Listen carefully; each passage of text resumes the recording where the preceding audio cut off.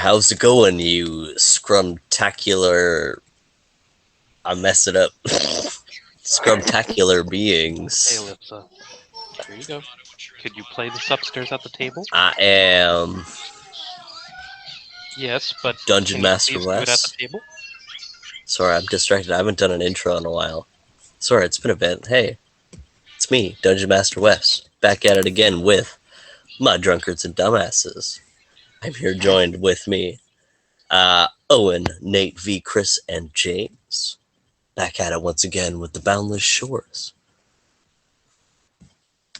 I've ran out of creative things to do for the intro, so now we're just doing whatever comes to my mind.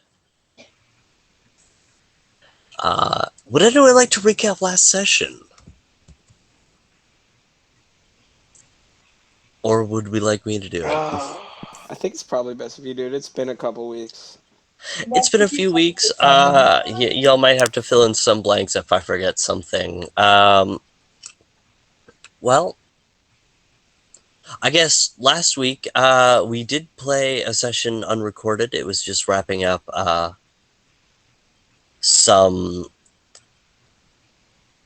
wrapping up the combat against the shadow-infested dire apes and the dead-born vultures that our party have faced. Then they ventured deeper into the forest. Was that episode unrecorded? I don't think it was. I thought we recorded. Oh, it may have been recorded. I think we didn't record the second episode of the fight, but we recorded the final episode. Recorded the one that. Yeah, when we had the Yeah. whole Yonatan reveal, that was actually recorded, right? Yes. Okay, perfect. Never Yes. mind. Belay whatever the thoughts I was having in my head, they were in fact incorrect, as most are. So they ventured deeper into the Marswell Forest to find the nature sages. As the nature sages then revealed to Yonatan his past and true identity as an angel of autumn, a fallen star sent to the Boundless Shores as a gift from Pelor to Varus early on before time, basically.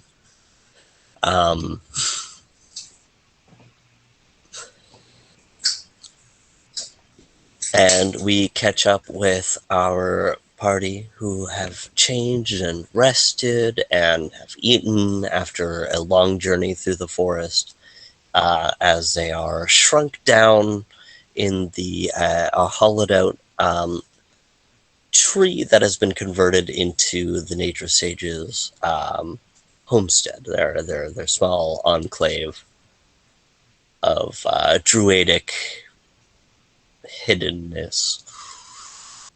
Ran out of words. Sorry, folks. As we catch up with our players, waking up after a comfortable and warm sleep near the unending green flame flickering up, not emitting any smoke as it rises up into this small room around you, as it smells vaguely of pine. There's the six of you wake around the fire, a very comfortable and warm yet thin blanket strewn over each of your bodies.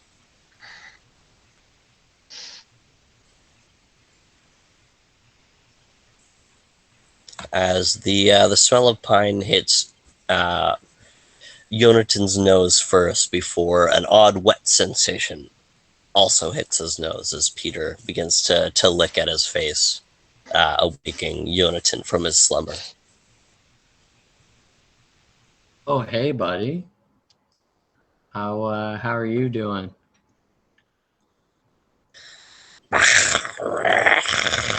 He nestles into your shoulder a little bit. Yeah, I'm sorry, man. You were in a lot of trouble that last fight. I almost lost you there for a second.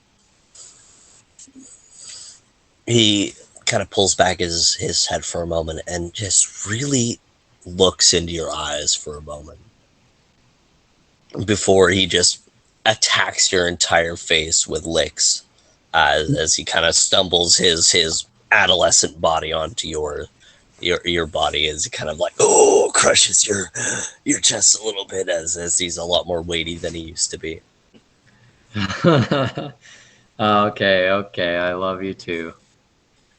That won't happen again, I promise. The rest of you begin to scurry here. Wow. The rest of you stir, hearing Jonathan speaking with his companion. As you may roleplay and do it freely as you wish. Kind of waking up to Jonathan and Peter kind of having their little conversation. I'll kind of sit up in a little like sleeping area and just kind of look over at him, give him a little smile, seeing Peter giving him some love, and just be like, "So, well, how you feeling, buddy, about all this new information?" It's a bit tough to comprehend at the moment, but I'm sure I'll get a grasp on it soon enough. Well, it's gotta be nice knowing that you're here for a reason, and getting sort of an explanation for your connection with Ferris and Paylor, other than just being a druid. Oh, absolutely. It's quite it shines quite the light on my whole situation. So I'm glad that I can have some kind of answer as to the reason why I'm here. Yeah, exactly. And for what it's worth, I'm glad we were here to figure it out with you, and I'll kind of like offer my hand out to like kind of shake and give him a pat on the back. I offer my hand right back and shake his hand. Double pat on the back of Yeah, Tobin. and then I'll just kind of go back to my area and start like folding up a blanket and whatnot, getting my stuff all together.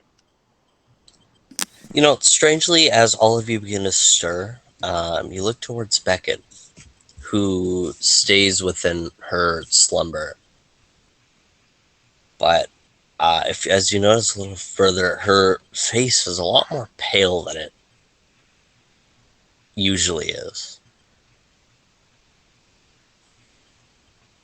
Can I do? I'd like to do. I'd like to like peer into her mind and see what's going on. How would you like to do so? I'm just gonna try and connect on a like connect our third eyes together, if that makes any sense. Like connect on a spiritual level, or see if Beckett's dreaming or Is something. there any arcane means that might be able to assist you within this roll, or are you just going to roll it dry and not cast a spell? Because the DC is going to be a lot higher without a spell if you don't have anything that can pierce within the mind. I don't think I have any spells that I can cast that can help me with this. Roll me a D100. Okay. V, can you also roll me a D100? I can.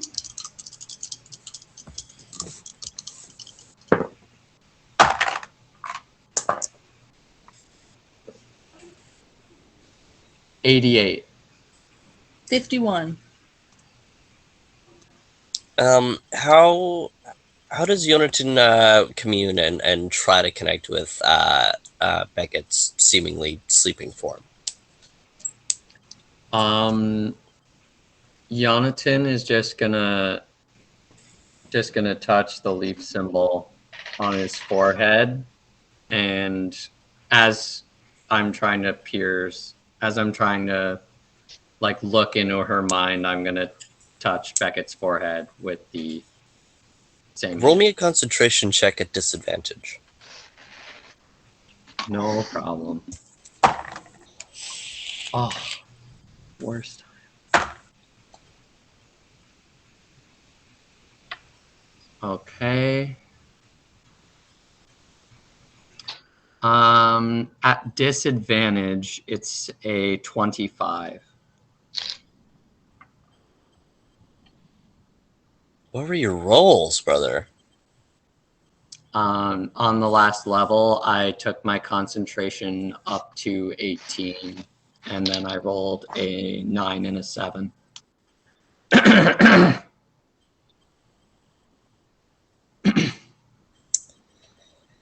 Excuse me. As you touch her forehead, it is freezing to the touch, yet she is sweating, like profusely. You try and commune and meditate for a moment with her, but she just can't seem to be reached right now. Got the flu. Noticing Jonathan do this and seeing Beckett looking so pale and realizing that like we're making all this noise, waking up and stuff, and that she's still sleeping, I'm just gonna kind of go over and Jonathan, what's wrong with Beckett? I don't know, but something's wrong. I can't even peer into her mind to see what's going on. So what I would guess that she's dealing with one of those entities again. Is she breathing? Like I'm gonna look and see if I can like just see the rise and fall of like her chest. She's breathing very shallowly, but she's there. I want to. Someone roll me a heal check as you guys are examining her body. Jonathan, you can roll the heal check. But I'm also Yeah. going to look at her neck just to see if I can anything like where she got like, cause she got like with Jeshima there's like chains around her neck. That chain tattoo around her neck, that doesn't seem to be affecting her in any way. Okay. That is a 27. 27. To be honest, as you look at her body, she seems less sleeping and more coma. Sorry. Like, as she just seems very far gone within her subconscious. Whatever it is, I don't think it's anything to do with Jeshima. I feel like after all that and her tattoo here, I would feel something, and I'm kind of like running my hand along it if it were her. So I don't know what it could be either. Does she seem? Can you roll me appear the a other one? James? Can you roll me a D4 and let me know if it's even or odd? Okay.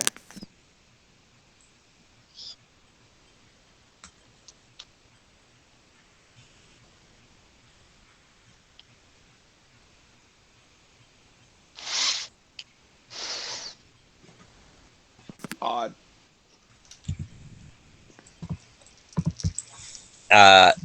As the two of you are studying her body, Jonathan, you look at Tobin and see as he blinks, his eyes change to a piercing bright silver for a moment. As James, or Tobin, your vision changes as you begin to see auras that you've never seen before, that has just never appeared around. You see a vibrant, bright green aura shimmering around Jonathan as you look towards Orgolan beginning to stir as well, and just kind of sitting and stirring and watching you guys. You see a bright, vibrant royal purple vibrating around him. An odd red aura kind of appears around Alistair for a moment as it kind of like fluctuates between red and gray. I think I'm going to need to pop out and pop back in because all of you are frozen on my screen. Oh my. Oh, okay, you do that then. Alright, you do that, brother. I'm just gonna kind of look around and blink it away. Is there like, am I feeling any sort of like familiar sensation when this happens, or is this like all just This seems odd to you. Um,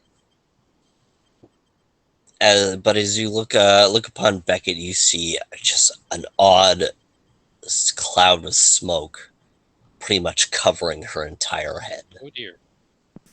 oh does it is that I have no audio. oh that's not Oh good. my,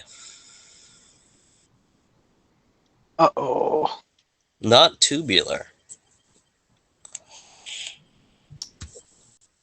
Definitely not swagalicious. Agreed. Nope.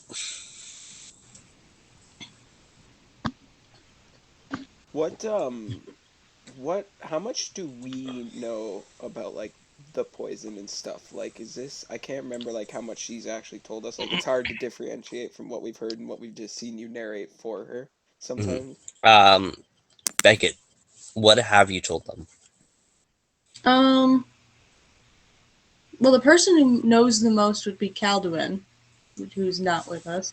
So I think the only thing you guys would be aware of is like what your characters would have seen. So We seen any smoke like this or anything from the poison before? I can't remember. Well, you all had the moment where you saw the being of smoke at the blood temple. Right, okay. But otherwise, I don't think she's been too open about the poison and who or what he does. the Right. poison's new for Beckett, whereas like Jeshima is Yeah. older for her. So like she knows more about Jeshima than she does about the poison. So So yeah, Yonatan, as you see me like checking over her scars and, or her tattoos and stuff, and being like, "This doesn't seem like Jessima," you start to see my eyes glow, and I'll be like, I'll kind of like look around, and then when I look back at her, I'll be like, Do you see that the smoke around her head?" Smoke? And you can see like as I'm looking at you, like asking you, my eyes are like glowing with this silver light. I'll be like, "Do you?" It's like I assume it's similar to what we saw at the Blood Temple, like the same kind of smoke. Same essence Okay. of smoke. Do you remember when we were at that odd temple, that weird one when we were on our way to was that when we were on our way to Lalara? That was when you were on your way to New Warren City When we were from Jeshima Spire. right after after the spire, that odd temple. It's the same smoke. You don't see it? No, I don't see anything. If I like kind of like run my fingers through the smoke, like what do I see? Is anything? It kind of separates for a moment and then it rejoins back into this cloud of smoke around her as you kind of see the smoke kind of move with her shallow breaths and kind of in and out. It's almost like she's inhaling it. Like it's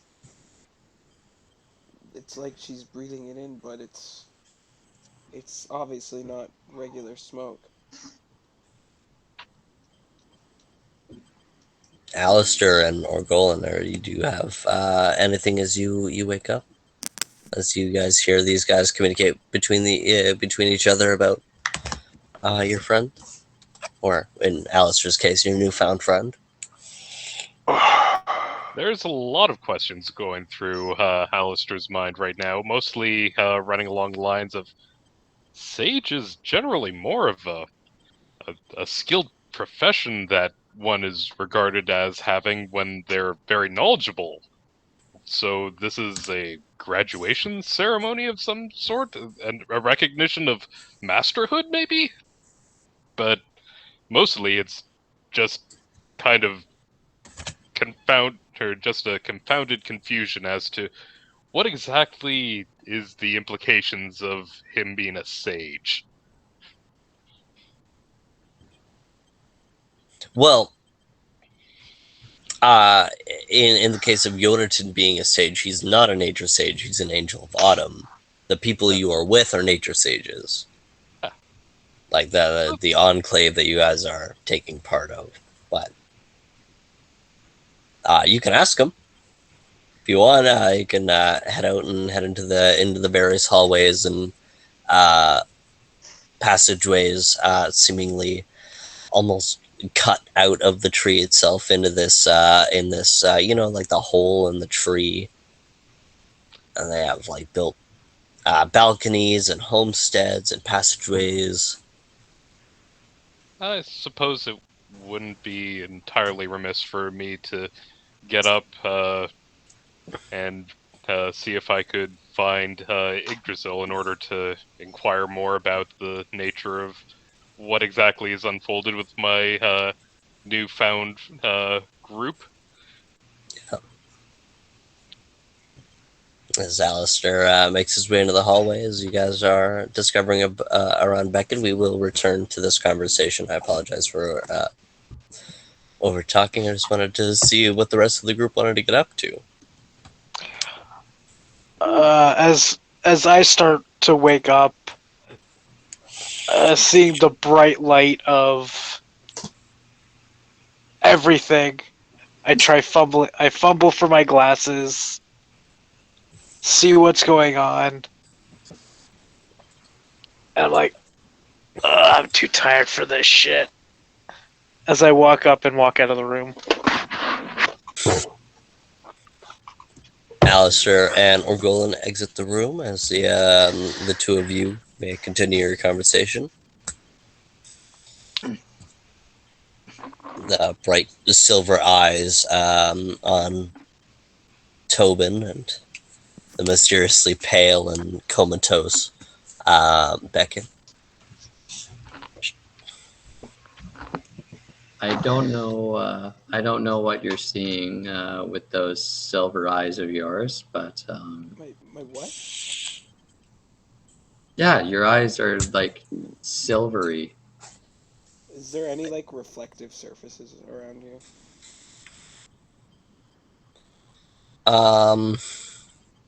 There is an altar in the corner of the room with a couple of candles and a large bowl of reflective water.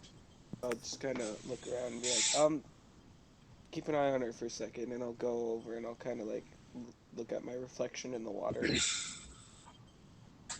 You actually see this water is also shimmering with a dull kind of cyan light. But as you look upon your reflection, you see these shining, piercing eyes, reminding you of your mother Jeshua, and her eyes staring into you and your friends almost souls as you stare into your reflection. Remembering that, I'll kind of like shudder for a moment and just look around and okay. um, and then I'll return to Beckett's house. But like, it's not important right now. I'm not entirely sure what that is, but we have to figure something out about this.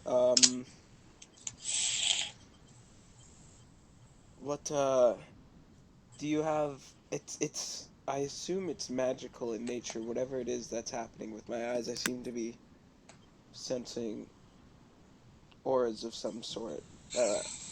And it's on a lot of you guys that I've seen casting spells, so I assume I'm sensing magic. Do you have anything that lets you sense magic? I don't have anything that would let me detect magic. What You don't about have access to detect magic? what about Really? anything that could help dispel magic? Maybe we can I don't have Uh, anything like that, but maybe something to help us try and clear this smoke. yeah, I have a dispel magic. Awesome. Can you see if it'll do anything? I can give it a shot, as I am going to attempt to cast dispel magic on the smoke. I'll kind of like guide his hands to like the edges of the smoke to like get him like within like the aura of the smoke. You cast detect magic as Tobin. Your eyes, the aura colors drain from your eyes as it returns to your normal senses. As Yonatan, you try and cast this dispel magic on the smoke. As for an instant, Tobin, you see the smoke vanish. As before your arcane sight leaves, you see as Beckett exhales, more smoke appears and covers where the remaining where the smoke that he attempted to dispel left.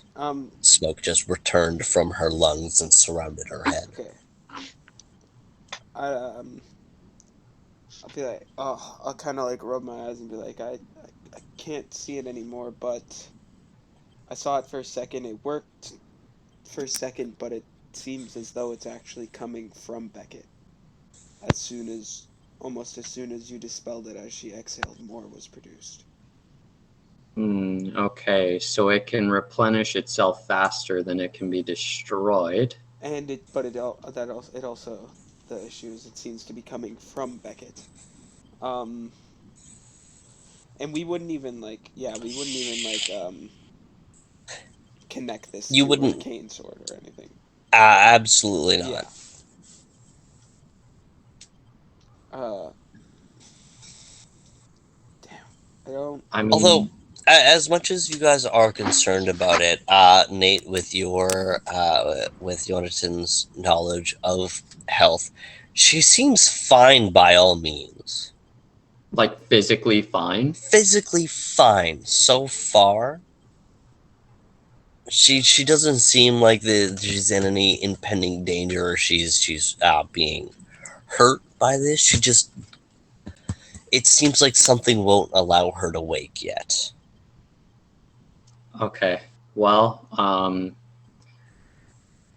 I can heal basic ailments and physical wounds, and I've delved into some mental wounds and mental and psychological wounds before, but this is something way out of my pay grade. I think the best thing for now is to take her to the medical stage and just keep her there until we know more. Yeah. As long as she's physically okay, as long as we have somebody watching over her, that'd be good. I'm gonna pick. As you say, Oh, sorry, go go ahead. on. No, go ahead. Go on. As you say, as long as someone watch her, you see Peter just confidently sit right next to her head and just kind of lean down and like lick at her temples a little bit and on her forehead, as you see kind of cleans some of the sweat off of her forehead. Oh, it's As he kind of looks up and does that little dog smile as he looks up towards you too. definitely appreciated. Peter, if you wanna come with us, you can, but I'd definitely rather have her in some trained medical hands. I'll give him a little pat on the head. Did you see a medical sage? I'm gonna ask Jonathan. I'm sure there's one around. All right. I mean, Well, I'll stay with her for a minute. If you want to go try and find somebody, I'd rather not leave her alone. absolutely. And then I'm going to whistle, like kind of like the 2-finger whistle. as I'm going to cast Animal Messenger, or like Summon Animal or Animal Messenger, whatever's relevant. And sorry, Beckett, I'm gonna have to borrow your ink and quill. As I'm going to write down a message saying that my friend Beckett is in some sort of comatose state, and we need to drop her off at the medical wing, or whatever medical facility is here, if any. He's sending this on a prescription pad because that's the only thing Beckett has on her bag. That's hilarious. That is actually just really funny. It's just a prescription pad. Yeah. You scroll through the first couple pages and you're like, what the fuck?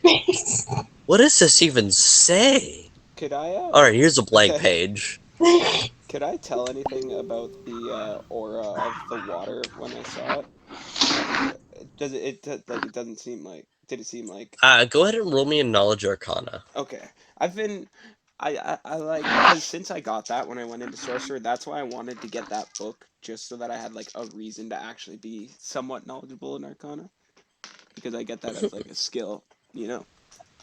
Yeah, and I hope it's pretty easy to understand what you unconsciously casted detect magic on yourself. Yeah.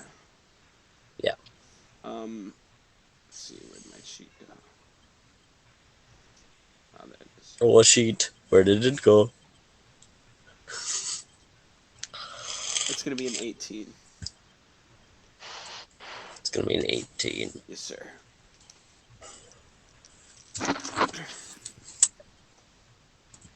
What can I tell you about the water? You get the idea that it is very pure, and it seems to just be really connected within the earth and within knowledge and within memory. Okay.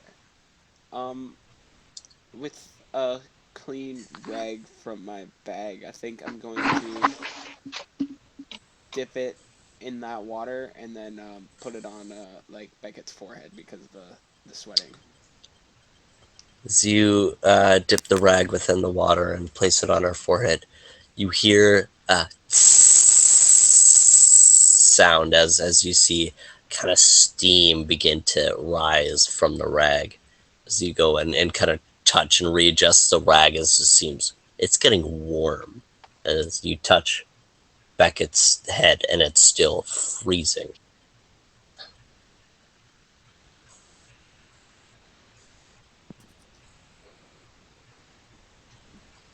I'm gonna look at Yonatan and be like, did you see that? Yep. I don't think that's good. If it's definitely far from normal.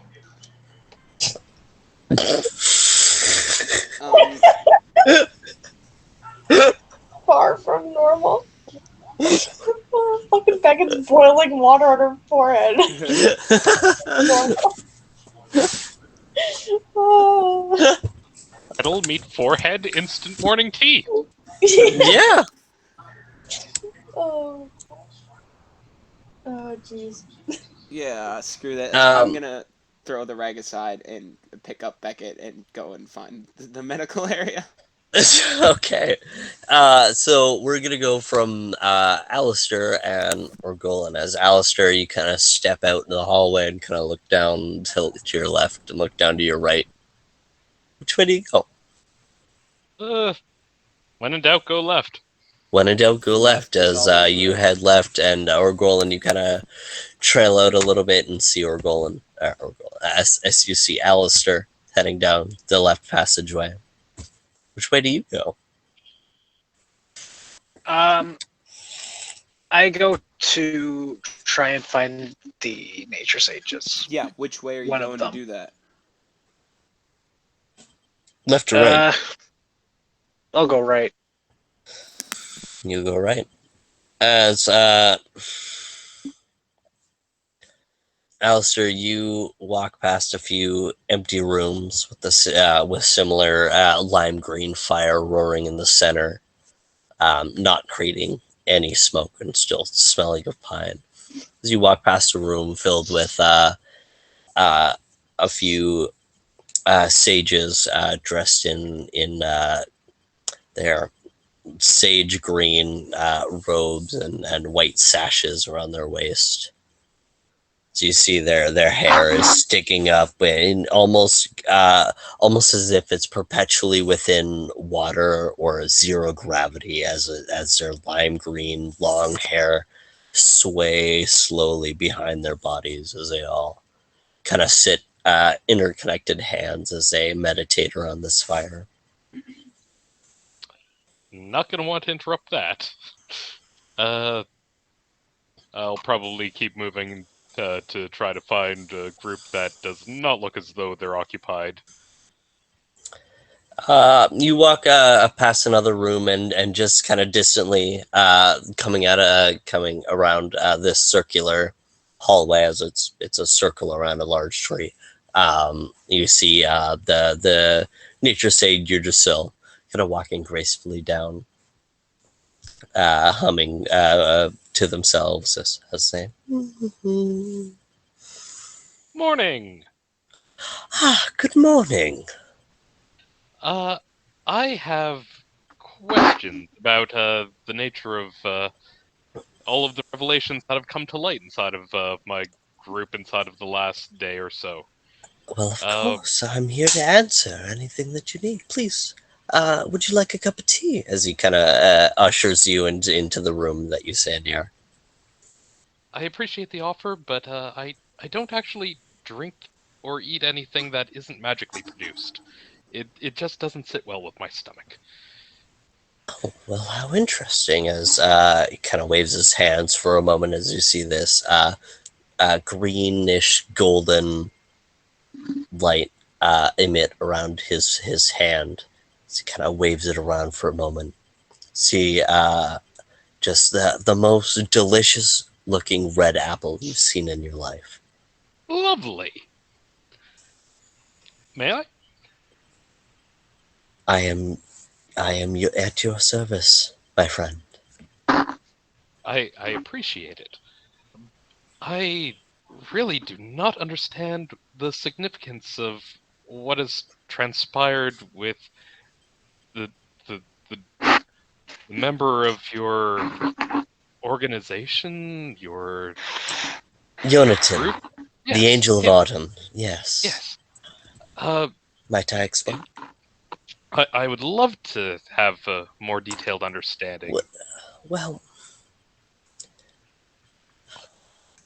in the time before time, there was a war between the Celestials.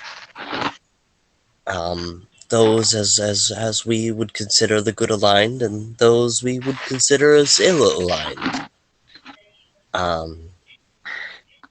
The gods clashed with their father, the creator, the Everdark, as he seeked to destroy the realms and the creatures that they have created within their power. And the Everdark felt an idea of jealousy, as his way of creation was you cannot create something from nothing. Of And course. so he took power from the Everdark. He took power from himself and created these beings. And so the gods created the realms as you know them: Shadowguard, the Fey realm, and the Aether Wilds. Okay. Um, whilst the Everdark tried to reset the universe, if you will, The gods fought back and they pleaded to the dragons and hoped that they would fight alongside them. Some of them did, and well, some of them didn't. Namely, Zodak, the black dragon, among a few others, like the blue and the red dragon. But some fought with the gods, like Tyrael the white and Varus the green dragon, our patron. And in payment and gratitude, the god of peace and light, Pelor, granted Varus a gift of the stars, as Varus found them infinitely beautiful. And that's what technically we are. Fallen stars as gifts from Pelor to Varus. So all of the sages are fallen stars? Well, most of us. Some are druids who have found a home within our enclave, and some just lost souls looking for a home. But yeah, I would believe most of us are fallen stars. Do many of you have memory of time before the fall? It's strange. I remember a bright light and just the most beautiful vision of this green and blue orb. I can't describe it to you, but it was the most beautiful thing I've seen, and it's within my dreams every time I sleep. And the beautiful light of a bright star near me as I was. Distance is weird. I felt beside it yet so far from it. It was beautiful. One day I may return to the skies. That was truly poetic. I do a bit of writing myself. Keeps me grounded. In more than one way? You could say. So who Yeah. are you, Alistair? Why have you Oh, come? I am of no consequence. I'm just a merchant that stumbled his way into something that is clearly so much bigger than myself right now. Are you a denier of destiny? I feel as I though everything happens for a reason. You have found these folk and they have found you for a reason. The reason may not be yet clear to any of us. I believe that it's up to ourselves to shape our destiny rather than to simply wait and hope and wish upon the furthest of all dreams and hopes that what will come is what they desire. I'd sooner take an act of man over an act of God.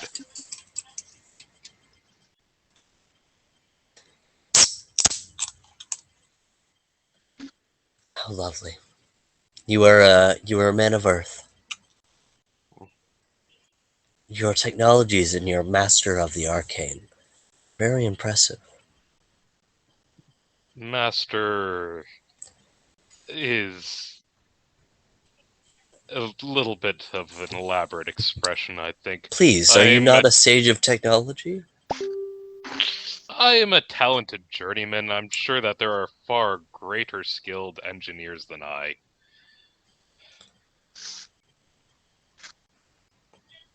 Well, we are all on a journey. I'm sure your mastery will grow with you, my friend. Well, we shall see. Is there anything you seek? Uh, Usually I chase coin and ambition. I'm a very simple man. Well, simplicity is key. Shall you walk with me? Certainly. As he kind of gestures his arm out towards you. I'll certainly take it. And as I'll you take take it his with arm, my non-mithril arm. you take his arm as you begin to walk Oh, I arm in think arm. It I've just begins to, frozen up again. uh-oh. Oh Can you dear. still hear us at least? Oh, there he goes. Mithril, he says. Yes, that's very interesting. Sorry about that. All good. As you walk arm in arm, he just begins to hum towards himself. No conversation, just a dull hum. As you listen to the melody, you find just an odd sense of peace as you even subconsciously begin to nod your head towards the melody as you walk. Orgolan, you walking walking from the right passage as you walk along, seeing Alistair and Yggdrasil arm in arm, walking towards you.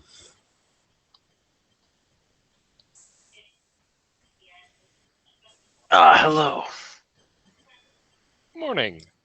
Good morning, Orgolan.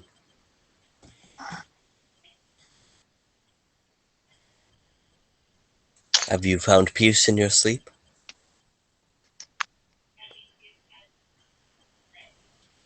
A little bit. That's also something I've come to ask you for. I am your servant. A little help.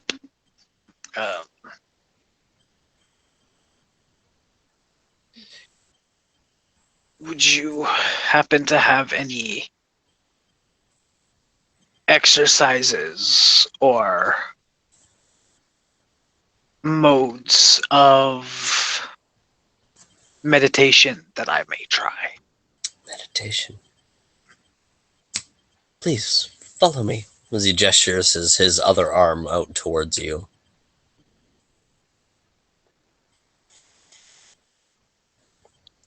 I walk beside him. Do you take his arm or you just walk beside him? Just walk beside him. He understands, kind of moves his hand a little bit gracefully and just says, oh well. And as you guys begin to walk around this circular hallway, you pass by the room that Chris passed by with the meditating sages.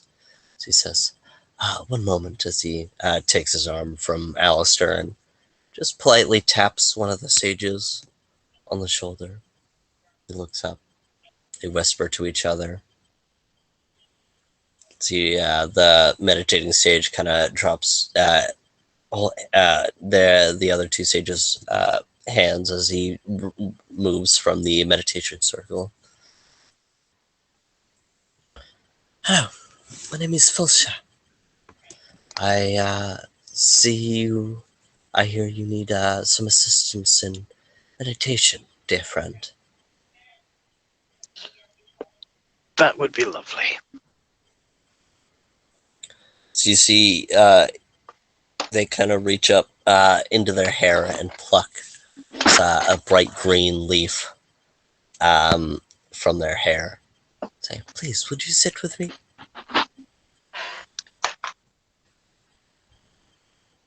I nod and follow. As they sit cross-legged, facing you, and please place your palms face up, open-handed, please. All right. As they place a leaf into your left hand, they sit kind of cross-legged, also open hand, facing you. I would like you to close your eyes, steady your breath, and call to the wind to carry the leaf from your left to your right hand. Roll me a concentration. Actually, don't. Roll me a D100. Okay.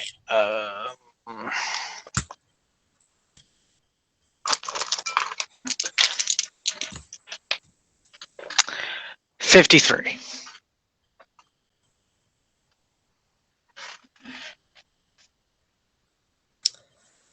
So you know how the D100 goes from 1 to 100, right?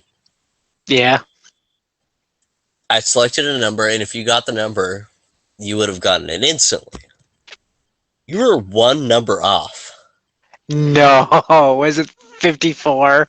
It was 54, and you said 53. No. Can you just give God me damn it. 1 moment? I shall be right back. Damn it.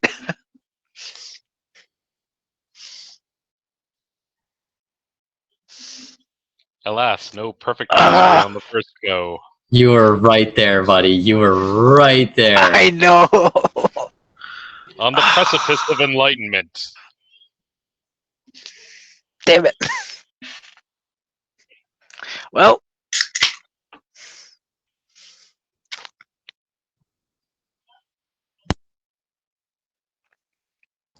A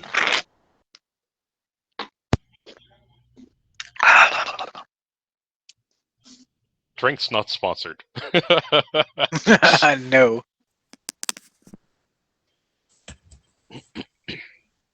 And as you sit and focus, Orgolan, you just focus. You squint your eyes and kind of peek your eyes open a little bit. And the leaf hasn't moved.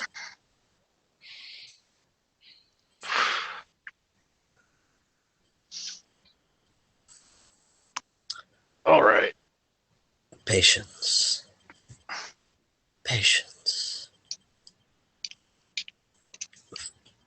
Here, listen. Do you hear that? The birds? With the rustle between the branches? Do I need to roll for listen or? No. Just. I just see them. Do you listen? Yes. Focus on the energy around you. Focus on the leaf, not on your hand. Focus beyond your comprehension.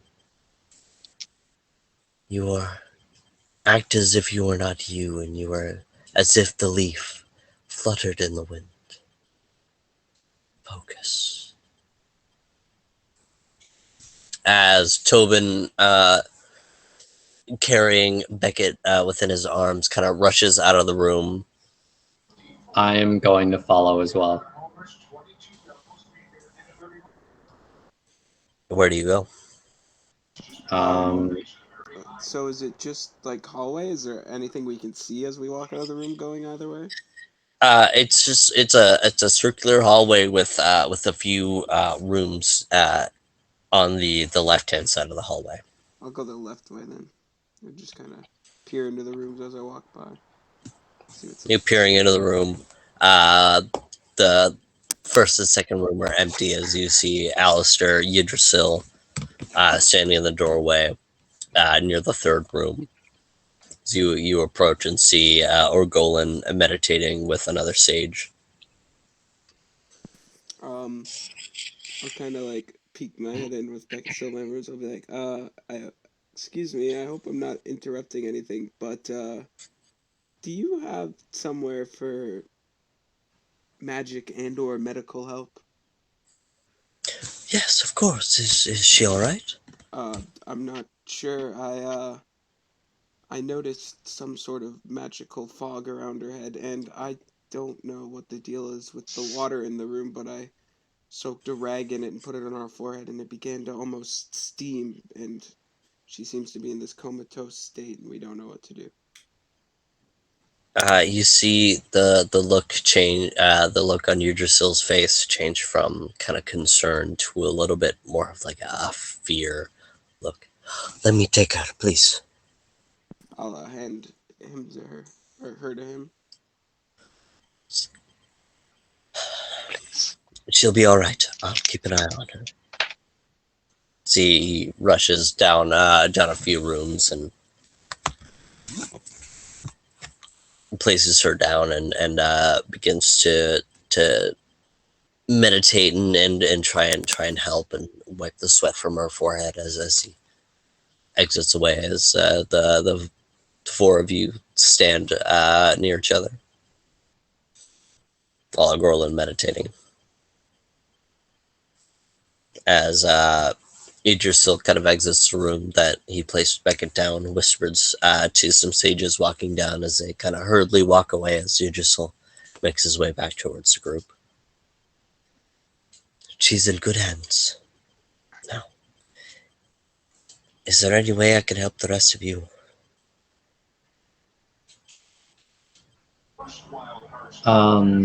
There is something that you could do for me. Of course.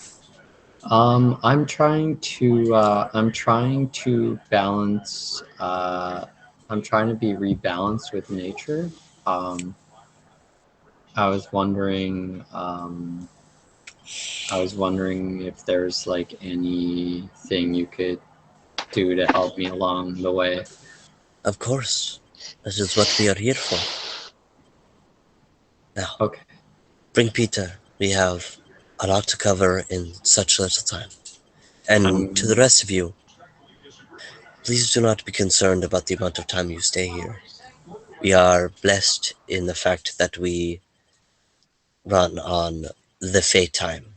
So, 3 days in your world equates to 1 in ours. So, when you exit this place, it will only be a few hours, or if you would like to stay any longer, you have time. You can stay here and rest and train.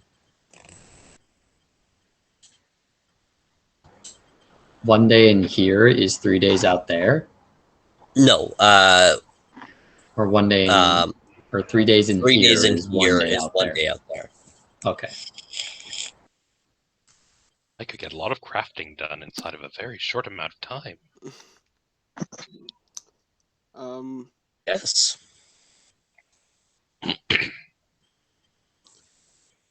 I'm gonna sit out in the hallway near the room where they took Beckett and start reading my book on Arcana to try and to look at both what possibly could have happened with me suddenly being able to see the Arcana like that, as well as anything about Arcana in based comatose states. I don't know. Well, I just know my book that I got was sort of like a history of Arcana. I'm just kind of looking through it to see if anything related to either of As the you two. begin to skim through the books, Jonathan, would you like to describe the training that you and the other Angels of Autumn get up to for the rest of your day?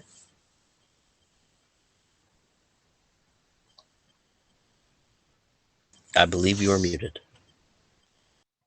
Yeah, I'm gonna consult my notes for this one because, you know. Yeah. Go for it, dude. You can consult your notes. Just I know you wrote a little bit of a paragraph on what training you get up to this evening, and I feel like it would be better described from your words. Yeah. So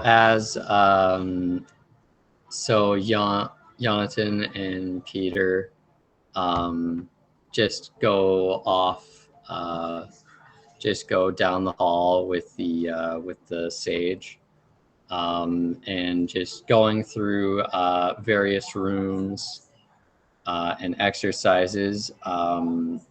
Just working on communication with each other.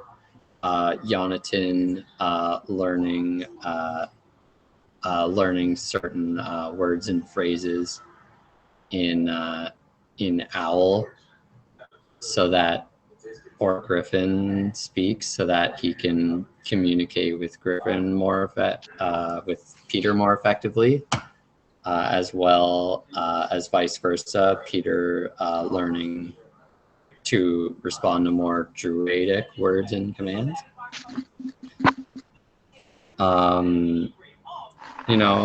Definite taking some training with animals, especially wild animals or corrupted animals. Just taking in how certain animals will communicate through body language. And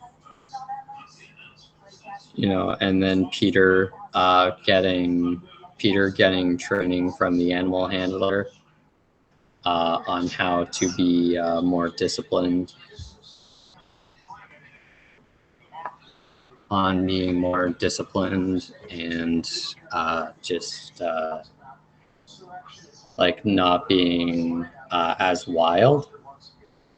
And then going back to the meditation circles, Jonathan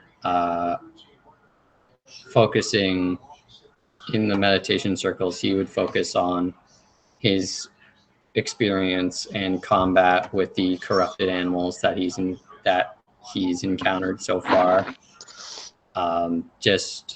He flashes back to the blue spawn ambusher that he ruthlessly killed back in the Fae realm, back in where the Fae live, and he just speaks to himself in his mind, never again. Never again will I be like that.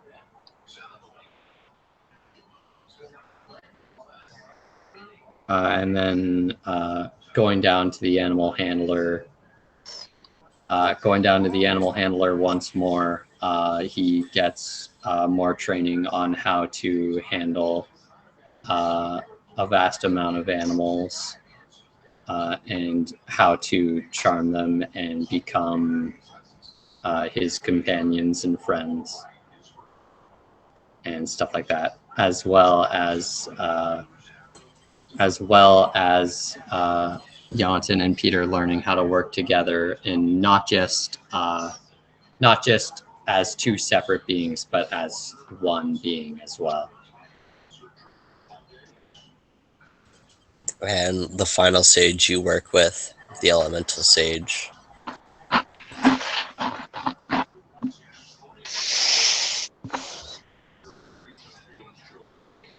I work with the elemental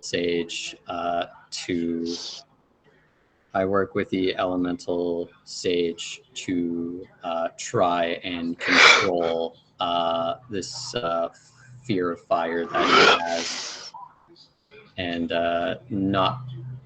and he would learn not to be afraid of fire, but to understand that Jonathan doesn't have to be afraid of it, and that fire is a valuable tool that he can use not only offensively, but defensively and utility-wise as well.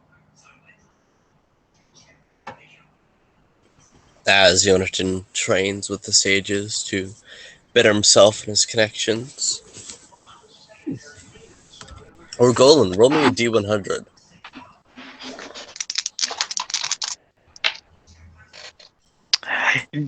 Yeah, that's definitely gonna do it. 95.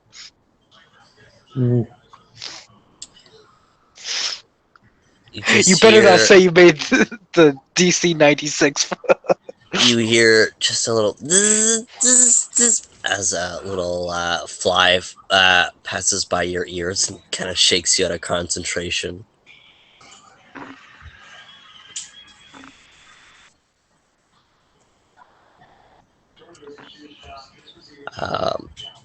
Tobin, as you research within your book, you kind of flipping within pages. You begin to read a few pages, and you just get frustrated. You just flip to a random page, and you see just a spell descriptor: detect magic. To begin to read and kind of understand and comprehend, you're like, this is what I experienced. Just you know, I did this. How did I do this? As you begin to read further, and you flip a few more pages, you find a few entries on divine magic, and you see this entry. It says, occasionally a spellcaster with connections to higher entities may fall in within deep sleeps. If this higher entity wants to communicate or to um, be with the caster, and to keep them within their realm of existence before waking. As I kind of flip through and read about these, I'll pull out like some ink and like a quill and take notes about them as well as note the pages and kind of like make little bookmarks on the pages that contain that information as well, and just continue reading for like other interesting Mm-hmm. things. Beckett, Lovely. you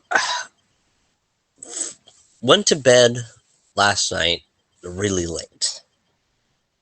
You stayed up a little bit as you watched all your companions drift off to sleep as you continued researching into your alchemy books. You stared at the words as they became fuzzy, as your conscious drifted into your subconscious as you found sleep. As you open your eyes and find yourself within the similar circular quartz temple with the kind of dusty yellow smoke obscuring all around the temple. You see the tables filled with various alchemy equipment and tinctures and vials and burners and all sorts of alchemy and potion making equipment. As you're back, as you know it within the poisons laboratory.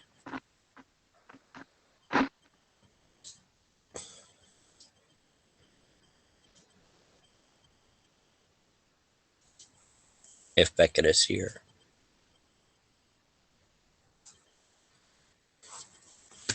I'll note everything down just in case. She does appear to be muted regardless. Yes.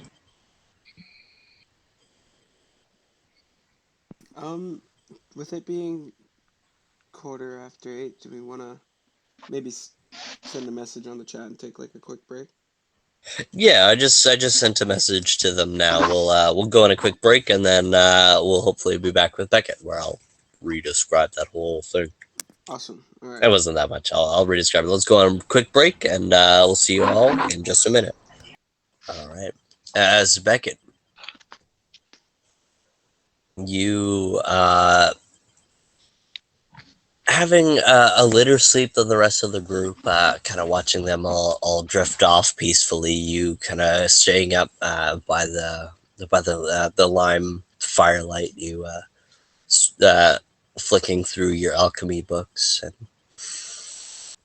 as you look and read later into the night, the words begin to blur as you uh, begin to fade off from your conscious and your subconscious as you open your eyes and you find yourself in the same circular quartz temple surrounded by the dusty yellow smoke surrounding the circular broken down temple. You see the various tables with various vials and tinctures and burners and various amounts of ingredients as you find yourself back within the poisons laboratory.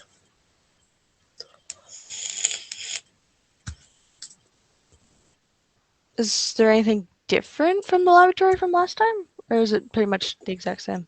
On one of the tables, you just see a large chunk of charcoal.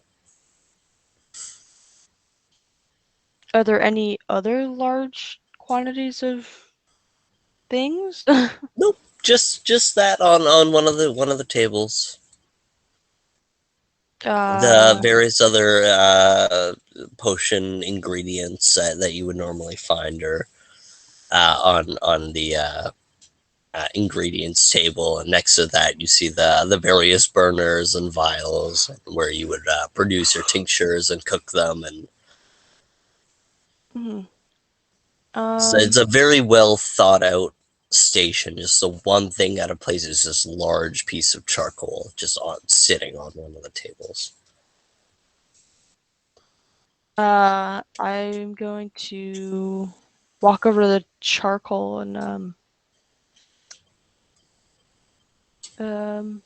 I guess examine it and look at it if there's a piece I can like pull off. Roll me a knowledge alchemy. Sure. Knowledge alchemy or craft alchemy? Craft knowledge. I'll do craft because it's better. And And 22. yeah, sure. So you examine it. It is a piece of charcoal.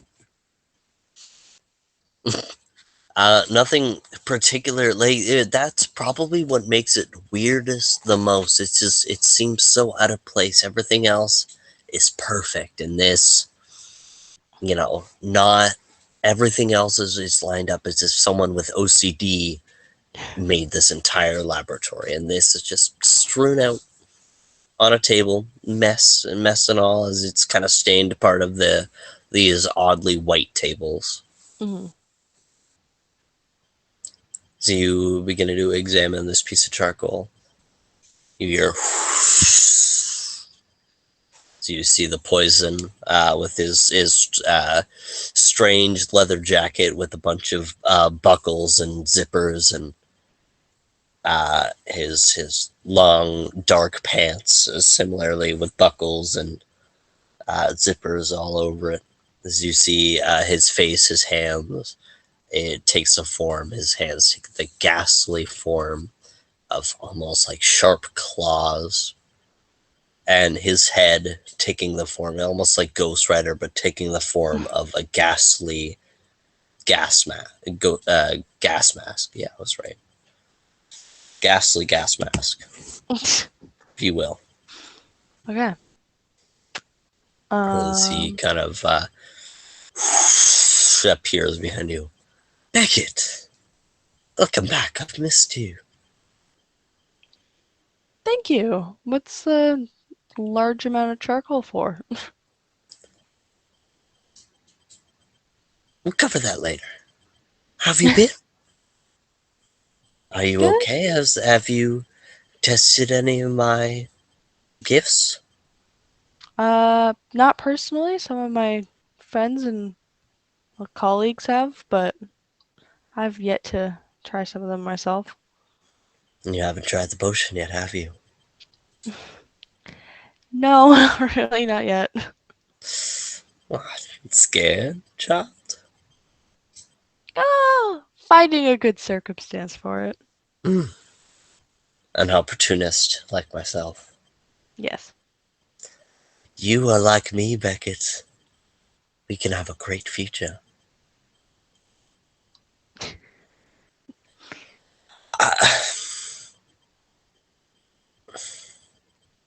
I propose a trade. You might be a little bit hesitant at first, but please, it's for your benefit, of course. You have delved into, what I would describe as the surface of alchemy. You do not know its true capabilities. Come, I'll show you what I have in mind. And he takes a vial of cobalt blue potion as he pours it, like just kind of pours it over the piece of charcoal. As you see, as he pours it on, the brown black texture changes to a shining gold as this log of charcoal instantly becomes a brick of solid gold. The myth is true. Through alchemy, all things is possible. I can open your eyes to so much more.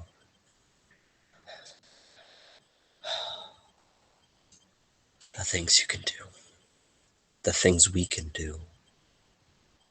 All I require, I'm afraid, I need more blood.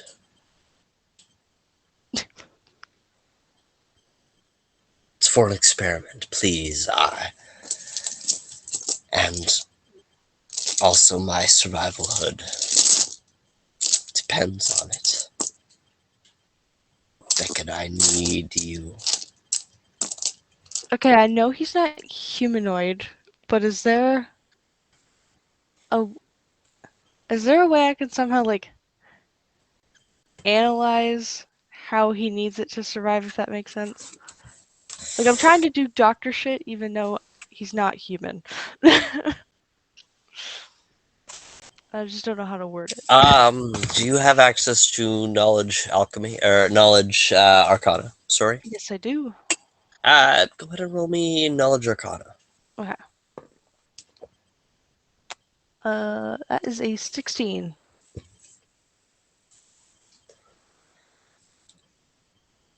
Yeah.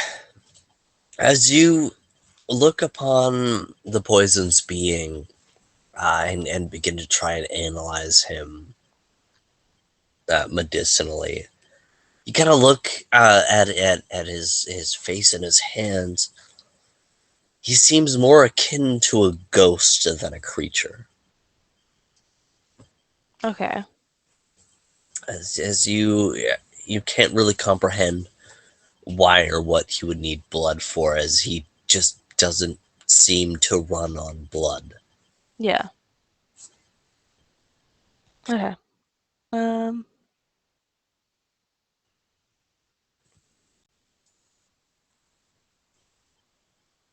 Darling, trust me. You shall benefit from it in the end. Of course. Not that I have not yet. Just for my sake and possibly my colleagues and friends,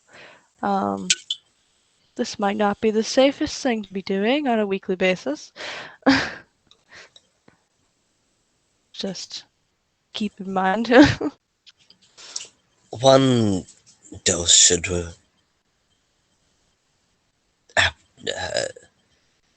one dose should help my appetite for the time being.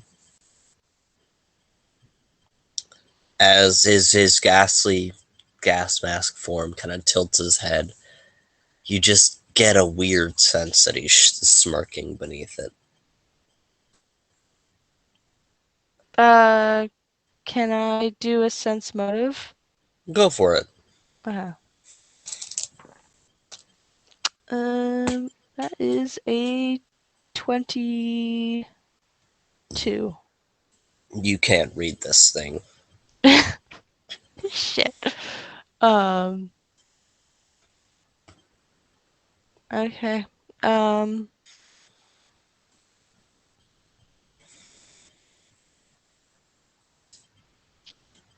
Can I did the drawing of the blood last time, right? Or did he? I can't remember. I don't remember. Okay. So I will leave that up to choice. Did you or did he? I'm gonna say it was a joint effort, but this time I'm just gonna do it myself. How do you do it?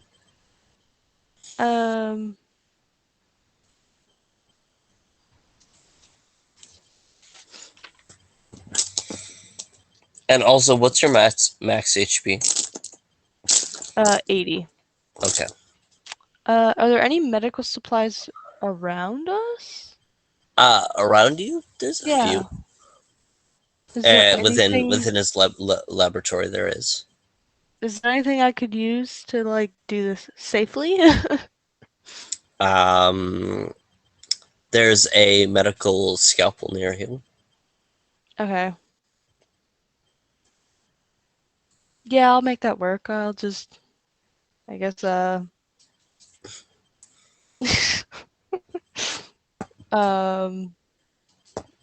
I'll just make a little tiny nick just above my elbow, so it's like somewhat hidden if it reappears during when I wake up, because I don't also remember if that happens, but yeah. Mhm. And then I'm gonna give him enough, but not a lot. Would you? Is there a determined amount of hit points that you would like to sacrifice? I can just pick any number.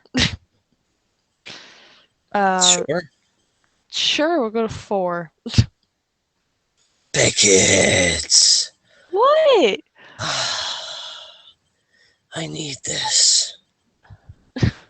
As he reaches towards your hands, as his ghastly hands grab yours, you feel your muscles just weaken for a moment. I need your help. More. Beckett. I need more to survive, and you need my help. Let's help each other. Yes, but I have to save my strength for myself. If Your, I'm your if mortal I'm wounds will gone, heal. if I'm gone, you're gone.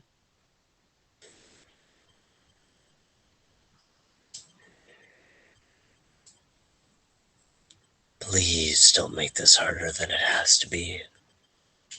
Who said I was making it harder? I'm doing what you've asked. He squeezes your hands as you're gonna lose 38 hit points. Jesus! And you awaken from your slumber. Like, am I in any pain or just like Oh, like that? absolutely. As you awaken the sages around you and Tobin, you kind of raise your eyes from your book as you hear just a yelp of pain as you see small scars dragged upon her entire body. Yeah, Small scars as just her white robes are just soaked in a little bit of blood on all parts of her body. I'm gonna close my book, quickly shove it in my bag, and kind of run in there. Not to like get in the way of the nature sages, but just to like get a closer look.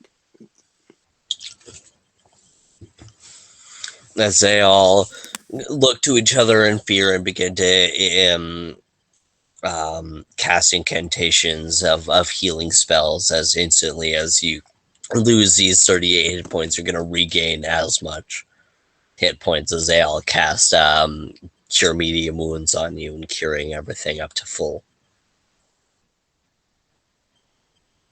Okay. But as you feel these wounds instantly just scar up all over your body.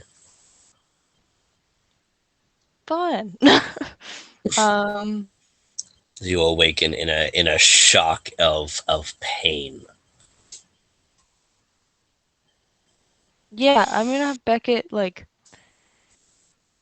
get up, like sit up after she stops screaming. um and kind of just like I guess move away from the nature stages because I don't really like people, so it's like just get away from all the nature stages. I know she's never gotten along with the nature healing community, so yeah. And then I'm just gonna check what I can see on myself, so like my arms and my hands for all those nicks. Make sure none of them are like too big or anything. Almost as if someone took a small razor blade and just dragged it across various parts of your body.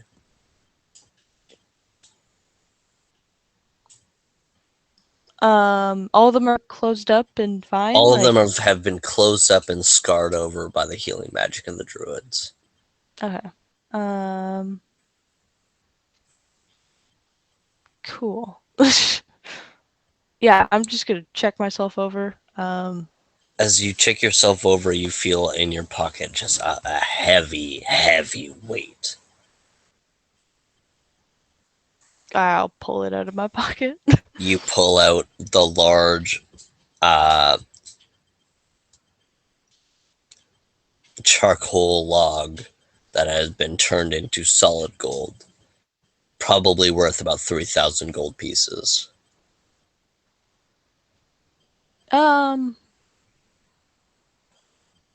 Beckett's Probably gonna even more than that. Probably closer to 5. Beckett's gonna just drop it at her feet, kind of in shock, and just kind of stare at it. Yeah, Tobin's gonna come up now and be like, Beckett, Yeah. What's up? um, how you feeling? Um, I thought your mother put me through hell, but poison's coming up pretty close. Tobin's gonna put on, like, obviously he was concerned, but now he's gonna put on a kind of like more serious look and be like, listen, I know I'm not necessarily as close to you as someone like Calduin is, but at this point we're all in this together and we've had enough issues with everybody and the thought of losing everybody, so you have some damn explaining to do. What the hell was that? I I saw that same smoke that we saw at that temple around you, and definitely magical in nature. What exactly is this poison? You haven't told us a lot about it. You really haven't, and it seems like it's more important now than ever. To be honest, I'm still learning about it. I feel like something new happens every single time. Like, this gold is new. Um, yeah, I'm still not sure what's happening, but as much as what happens to me during these poison comas um, seems dangerous, at the current moment, it has been helping us.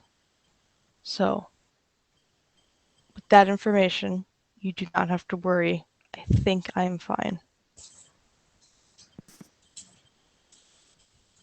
I I'm not sure that I understand exactly what it is, but uh, with definitely some sort of higher being, and not that I have to tell you of all people, but tread lightly with them. Like you said, you thought Jessima put you through hell, and there's all this. So just, just be careful. Always, I probably shouldn't have pushed the buttons I pushed today, but you know me. I'm gonna pick up my massive fucking gold bar and walk back to our space, I guess. Orgolan, Hello. you have been meditating for the better part of probably 3 hours. To your opinion, unsuccessful, as you have attempted with all your might to call to the fucking wind to try and move the flower, or to try and move the leaf. So you sat 3 hours. You've been sitting here. Your legs are cramping, fucking so hard. As you are focusing. images flash into your mind. The first image, you've been here before. It's this shining, bright city built on an oasis within a massive desert. You find yourself back in the city of Ragnar. The second flash, you look facing the southwest area of the city. In the third flash, you see a building built atop of the Ragnar rocks, just on the edge of the city.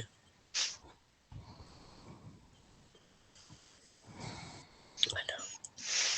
I know. I know. I hate it too. As you see this large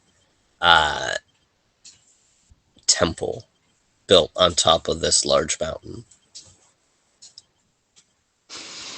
As your mind can't fucking hold it any longer as you open your eyes, and the leaf hasn't moved. And the sage you were meditating with, and all the sages who are meditating by the fire, have left the room. As you're left alone within this room, leaf still in your hand.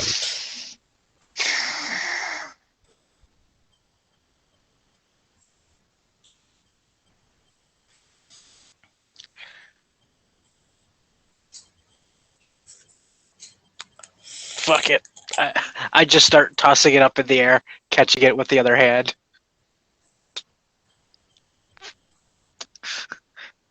And just keep doing that. I can do that just fine. What the fuck does the wind have to do with this bullshit?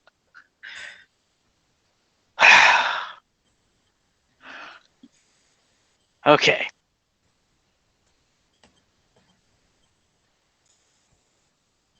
One last time.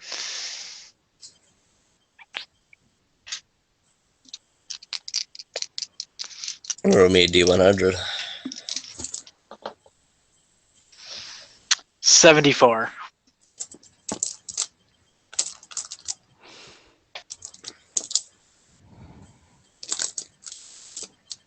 You just sit there and just let out an almost defeated breath as you say, one more go.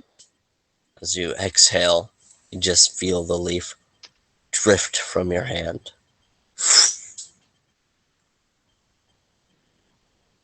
But it does not go to your right hand.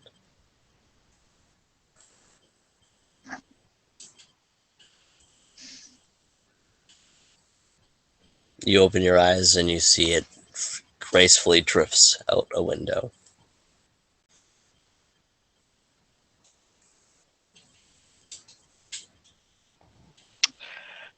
I sit there confused for a second. That did not go as planned. And you sit there and contemplate, and not a voice but a phrase enters your mind. Peace comes to those who wait.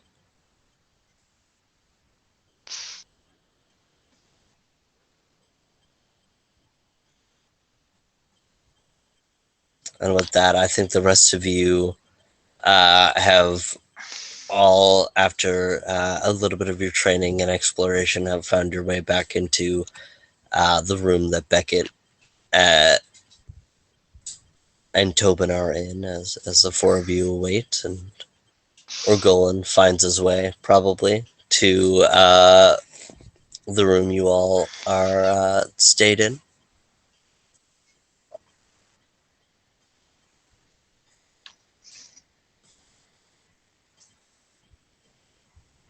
Ma'am, you look like a blood-covered checkerboard. Give me a minute. Opens up the enveloping pit, climbs down. Oh, he missed me during my prime. He missed the mask and trench coat and everything. Shit, he thought this was bad. After a few minutes, You haven't seen nothing yet. After a few minutes, Alistair climbs back out with the spare artisan's outfit. So, shirt, pants with drawstring, a cap and a leather apron. We'll get it washed up with prestidigitation later, but just change into something less soaked. I appreciate it, but the blood's kind of my style. Be thankful it's all her own blood this time. Yeah, most of it. We hope. I don't know what happened there. Could be anything.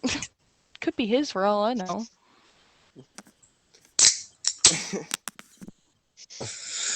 Alistair still leaves them inside of a pile and steps back out of the room with his back to the adjacent wall. Yggdrasil makes their way down the hallway and just kind of puts their arm around you. Be calm. The journey has only begun. A journey of bloodletting? Well, Wait till I pull the leeches out. That at least is a proven medical procedure.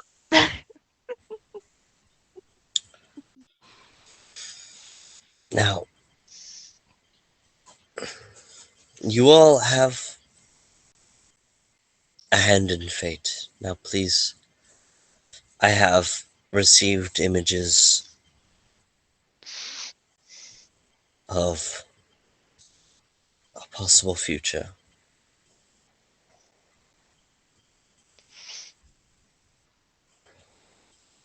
I think I know where your next step of your journey might lead.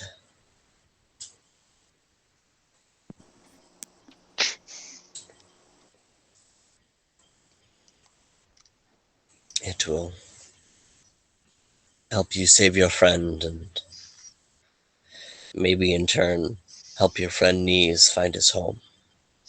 We're all ears then.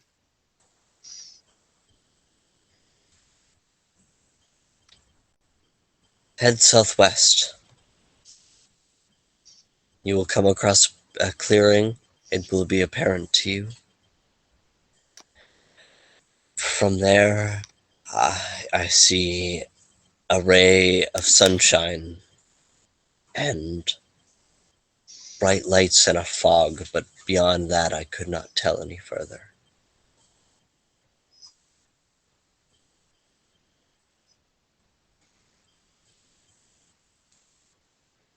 A clearing in the forest? Yes.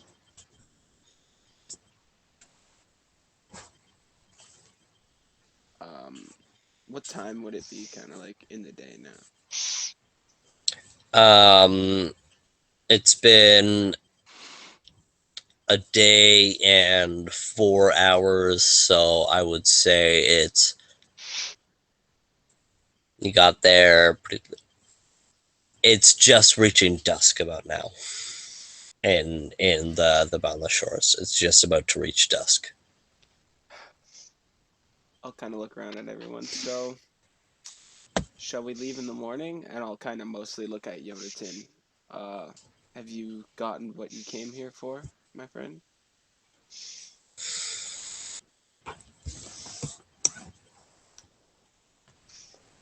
You may be muted if you're talking. Would I, out of character question, would I have all of the training in one day? I don't think your training is complete, but it's a good start.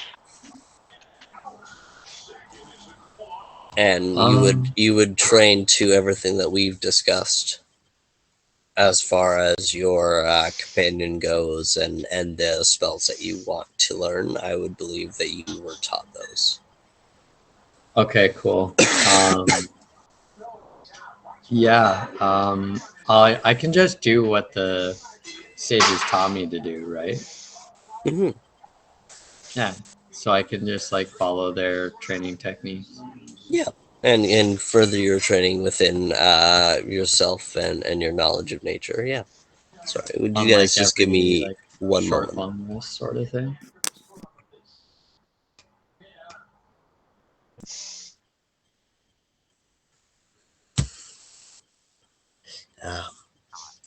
My vision, unfortunately, of your futures was unclear, but the direction I could point out clear as day, and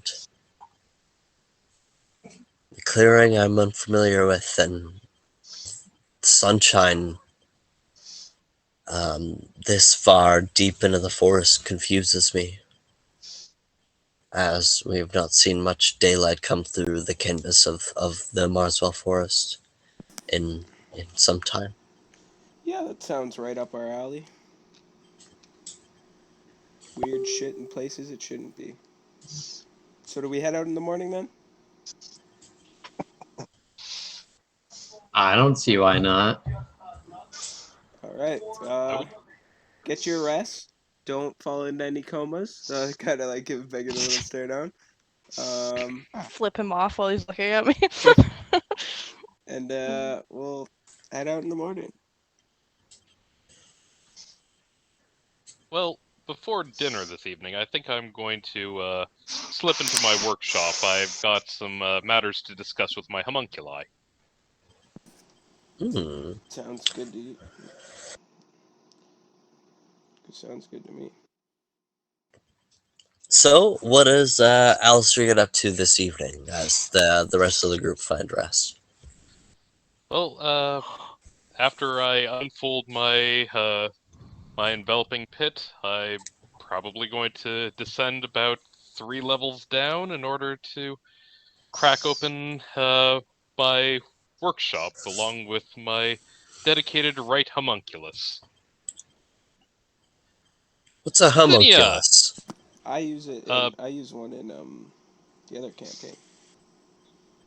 It's a construct that crafted itself that basically functions as a type of artificial familiar. It is part of me, as it were, as it has about a pint of my blood inside of Does it the speak to creation of you? it. Well, it is an intelligent creature, but it's fairly limited. I mean, it still has an int 10, which is average enough. Okay. Can I give it a voice just for fun? Yes, absolutely. What form does it take?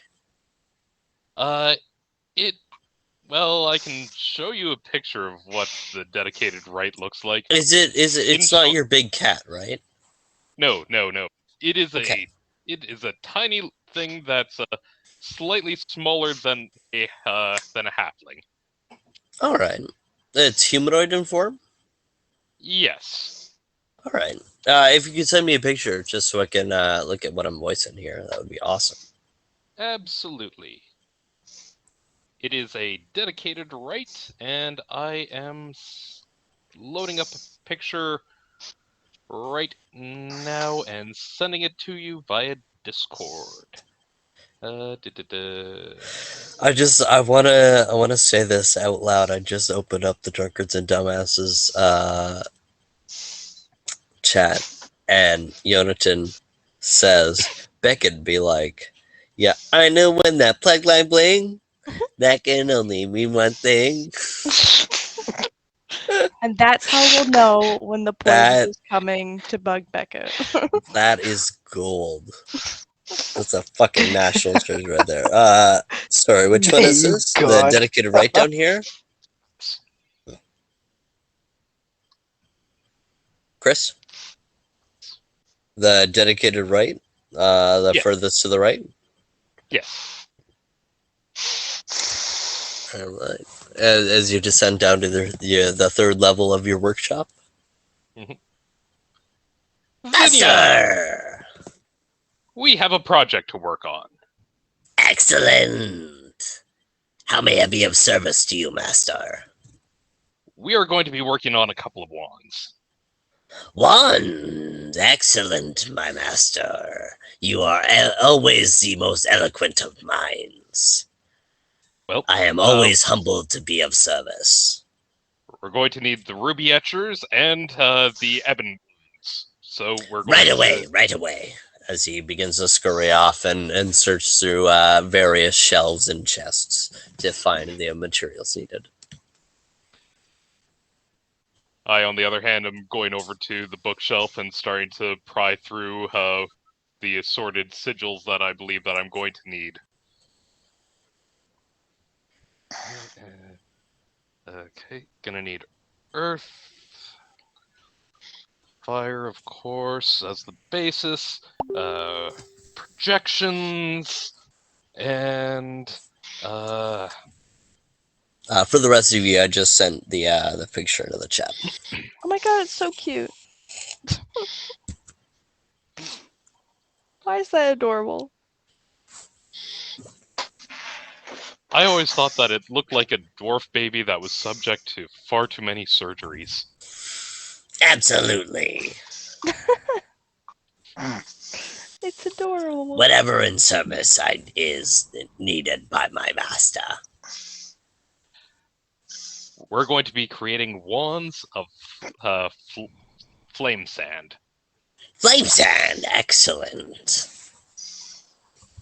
I didn't know when this adventure had started that I was going to be bounding my way into a band of conflict-addled misanthropes, but it seems as though we've landed where we have. Best at least be armed as appropriate. Of course. Have you made any gold of them, my master? Now that you mention it, no. Your services Tragic. are wasted. You deserve Yes. more, my good sir. As always, but I remember that one of them promised that they were interested inside of the decanter. So we will see how The that. decanter, excellent, sir. That is your most eloquent of ingenious builds, my friend.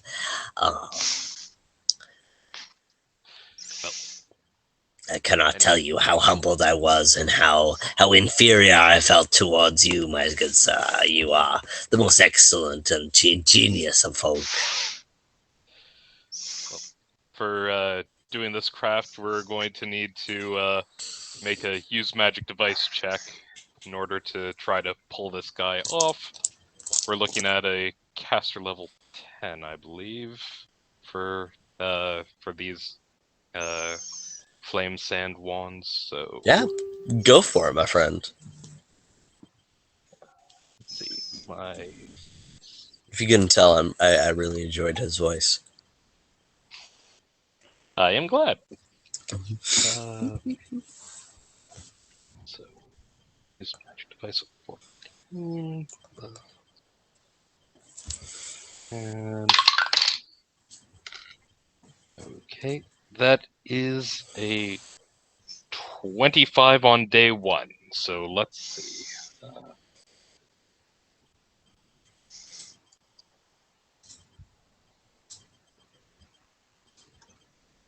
That, I believe, should be enough to cover the spell level requirements for what's needed. I mean, as far as I know, it sounds right. I don't know. He's much more of a stickler for rules than I am, so he knows more than I do. DC 20 plus caster level. No, actually, I didn't make it. Well, that'll have to wait then for day 2.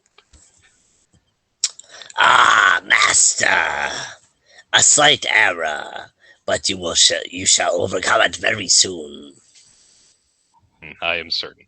We have about 3 weeks that we can practice this out until I do succeed. Excellent. We shall work through the night. I shall prepare you a nice cup of coffee. Delightful. I am yours, my master, as he begins to trot off and begin to brew an arcane cup of coffee. The rest of you... Sorry, go on. Oh, no, by all means. No, if you have more, go for it. Not especially. All right. As the rest of you begin to find your rest, still with that itch of learning, Tobin stays up, researching his book further and further. You notice within the book, you notice a spell that's been written out. It's known as Aeolus's dagger of ice.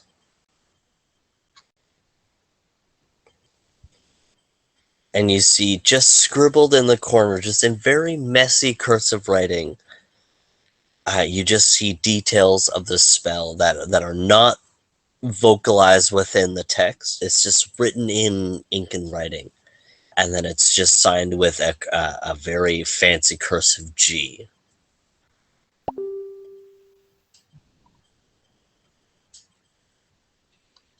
As you kind of look over the spell, and you think, well, this is relatively simple to do. And as you read this out, is like you read the spell, and you're like, this seems complicated. And then you look at the footnotes written by this mysterious G character, and it makes sense to you. The way he describes it and describes a certain portion of the incantation that was unfamiliar to you. Okay.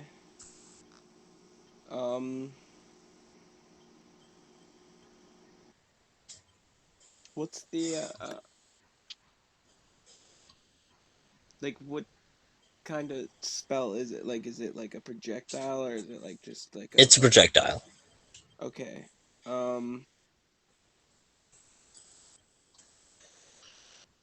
With us, did I see anything that looked like courtyardy and not like gonna disturb somebody if I were to try it around here as I was like looking through rooms and stuff? Yeah, if you just kind of to your right a little bit, you saw a bit of like a training room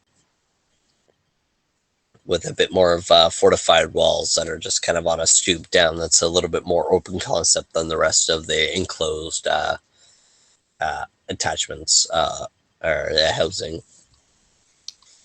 Okay. I'll head out there and start gathering any components that I need from like some of the stuff I got from Kirki, as well as I'll start like practicing the words and reading the inscriptions of how to perform it, like the more simplified version. And I'll take a deep breath and perform the necessary action. Is there like is this like a real spell? Can I look this up and kind of like describe like what it would look like? No, this is homebrew. I'm gonna Okay. send it to you. As you perform the incantations and do the hand motions, the way that the footnotes have described to you, you expend your hand out as you see three small daggers of ice expend from your hand and smack into each of the dummies in front of you. They seem to deal a little bit of damage, and you feel it's just like an idea of like disappointment. You're like, man, I was hoping this would do more. You look upon the daggers as they just explode into shards of ice as it completely wrecks all of the dummies that it plunged into, Uh, as their entire chest and heads explode into a fury of hay and twigs and leaves as they kind of like and some ice shards. as I kind of explode, like as I'm kind of looking at it, I'm going to walk away, and then like hearing something, look back and see it. I kind of like take cover and like duck behind like a log, and then I kind of like I'll peer my head over, kind of look at my hands, and then look back at the spell, and kind of like give myself a pat on the back and just kind of like look around, kind of clean up You the. Oh, go ahead. you look around and you hear a voice plunge into your mind. Everything you know is about to change.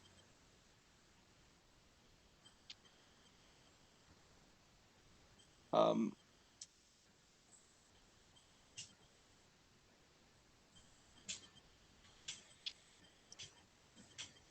hello?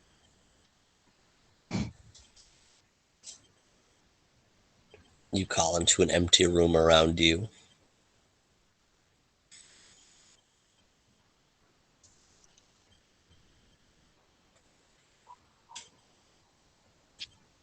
I'll kind of just take one more look around and then clean up and start to clean up the dummies the best I can. Before grabbing my book, um, kind of like looking at the inscription one more time, just kind of like thanks for that, you know. Uh, and start to pack up to realizing it's getting pretty late to go to bed. Still kind of keeping like, although enough of like this kind of stuff has happened to us where I'm like pretty sure it It's a wasn't regular somebody that was like, occurrence yeah, with somebody Becca. that wasn't like actually there, so but still kind of just keeping an eye on like, you know, my surroundings and whatnot.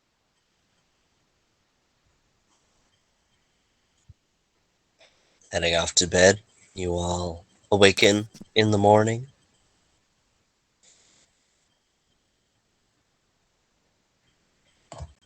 The bright sun protruding in through the small windows around this circular,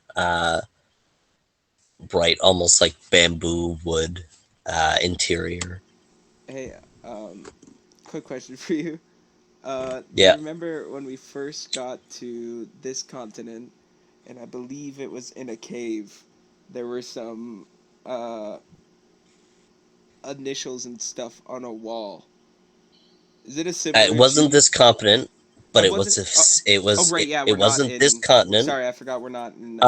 Could you just give me a history check? Yeah.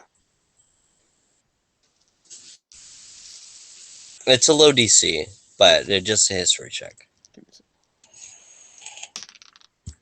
Ooh, that's not bad. What kind? Like, what kind of history? Or is that just a? If you don't have knowledge history, it would just be a straight knowledge roll. Oh, okay. Hold on. Oh yeah, I forgot I have my cheat on my phone right now. Knowledge. Yeah, I don't have knowledge. So just a regular knowledge roll. So that'll be a 16.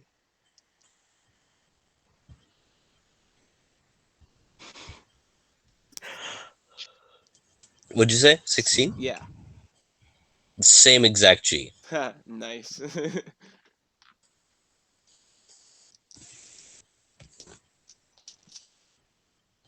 I just kind of realizing that, just kind of going to bed and be like, you just look at it one more time and be like, huh. And not really knowing what to do with said information. Just get ready for bed. Yeah.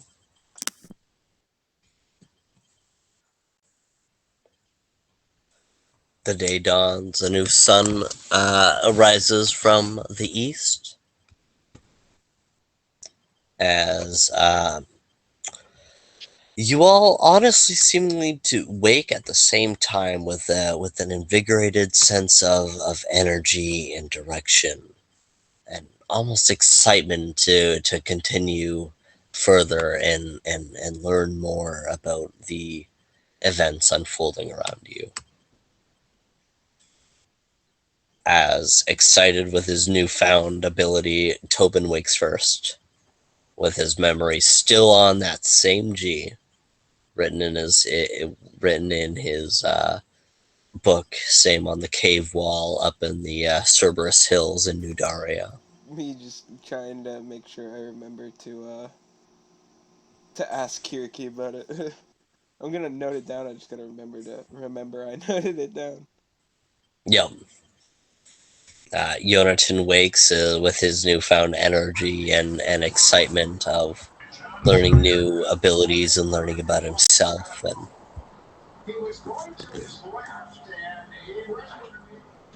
the rest of you awaking Beckett with your uneasiness now surrounding the poison.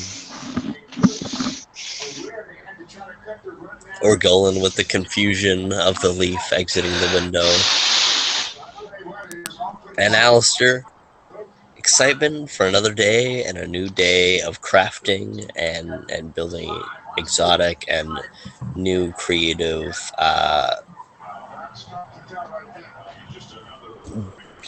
things. I don't know. I had another word in my brain, but it shut off. Creations, ingenuity. I don't know. You all awake and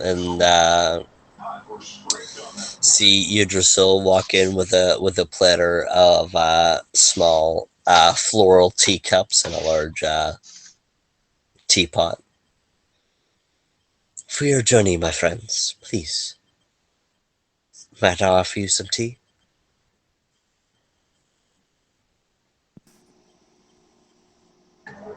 I would love some tea.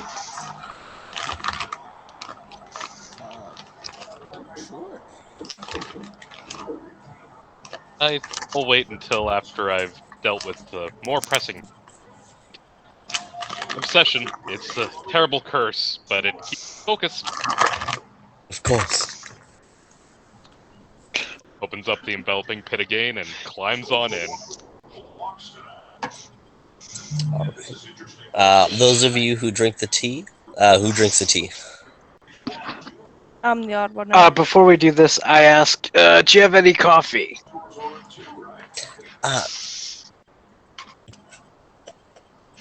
What's that? That's a no, okay. Oh, hold on, Argolan. I think I saved some coffee in here from... here we go. As I pull out like this little container of lukewarm coffee, and with my newfound abilities, I'm just gonna like with a flick of my finger, just a little flame, little green flame up, pointing from my fingertip, just heating and reheating the coffee. It's just like, there you go.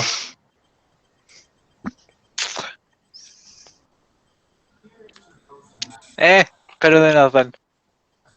Glug, glug, glug, glug. Yes, me and Yonatan drink the tea. Yeah. You two, during the next 24 hours, the next roll that you select is rolled at advantage. Ooh. Sweet. So not just first roll, we can choose which one. Any roll. Perfect. Any roll as long as it's before your next long rest. As Alistair descends back into his workshop. Master, welcome back. I hope your rest has It's helped to clear the mind. Of course. I already have coffee on the brew for you, my sir. Perfect. Alright. Now, let's try getting this etching in properly this time. Of course. Steady your fingers, sir.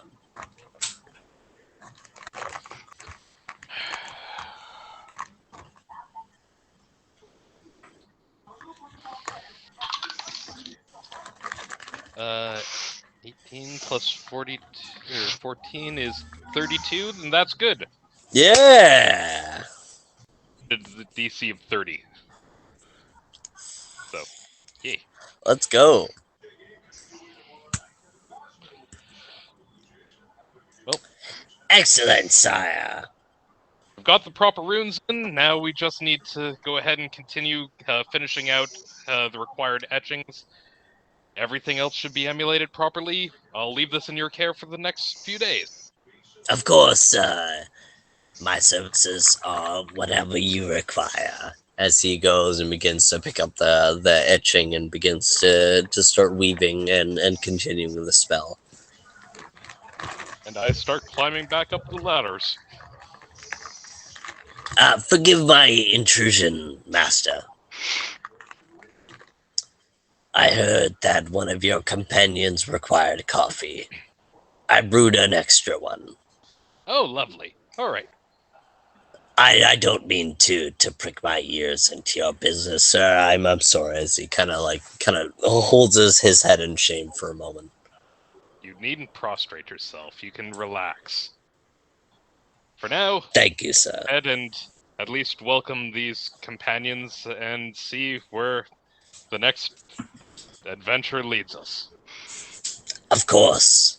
I shall be here whenever you need me next, and I shall notify you when your wand is ready. Excellent. Good luck in your journeys. Thank you. And I start climbing out of the depths.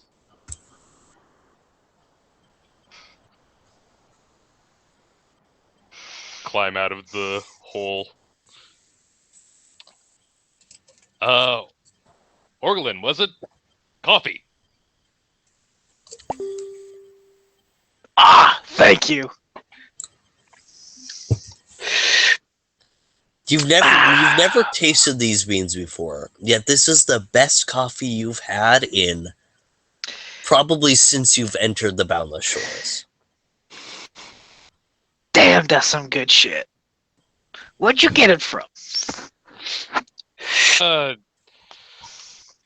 Conjurations.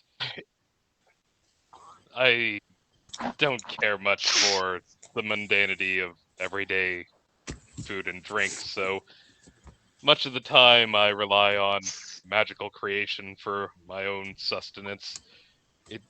It just, in a best case scenario, you are subjecting yourself to a drink that had to be drawn out of a well that could have had any number of foulments inside of it, have it brewed before you with any number of impurity killings of the natural.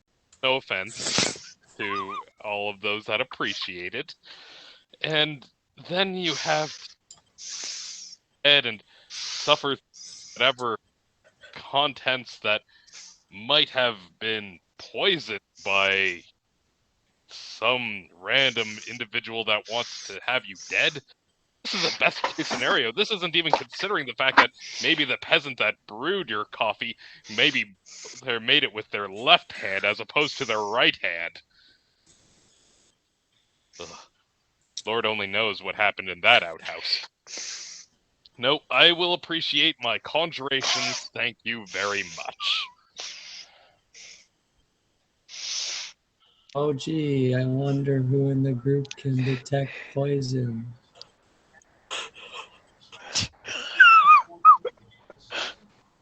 Lord only knows what happened in that outhouse.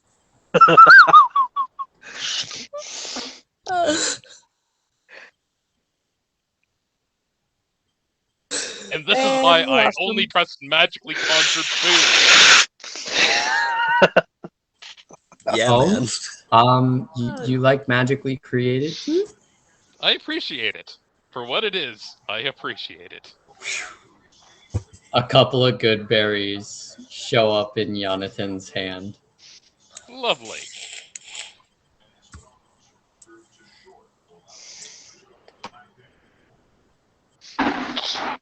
Well, my friends, Yggdrasil, kind of peering in around your circle and says, well, my friends, might I point you in the right direction? I don't No, see how please that could don't. do any harm. Please don't send us on the yellow brick road. Yellow bricks. That's very fascinating. Never heard of such. Is this something that you have in the Boundless Shores? This yellow brick? Probably closer to bloodstained brick.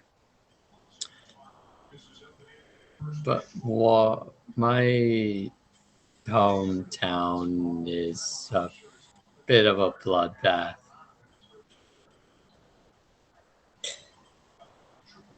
Well, I shan't ask any further. If you will all pack up your stuff and follow me when you're ready. you all found content in your stay with us? Of course.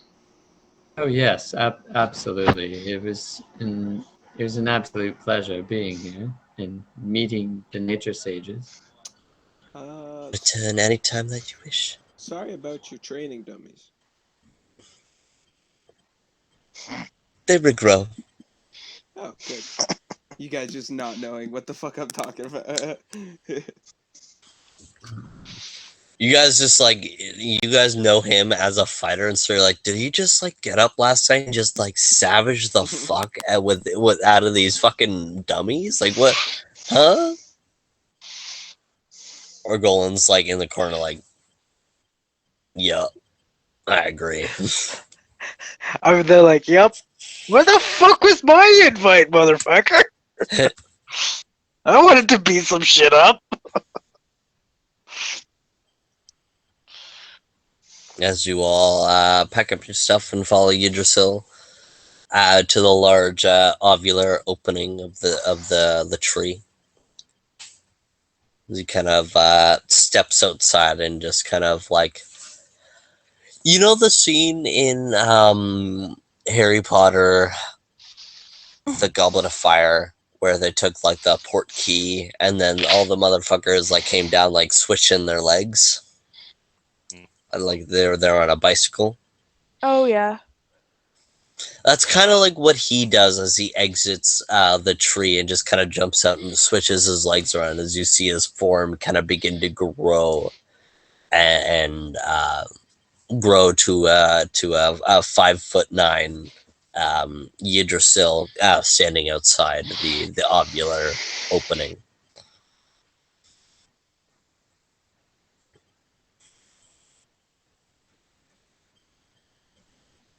Well, You let's all, report. as you all exit, just roll me dexterity. Oh. Just a dexterity check.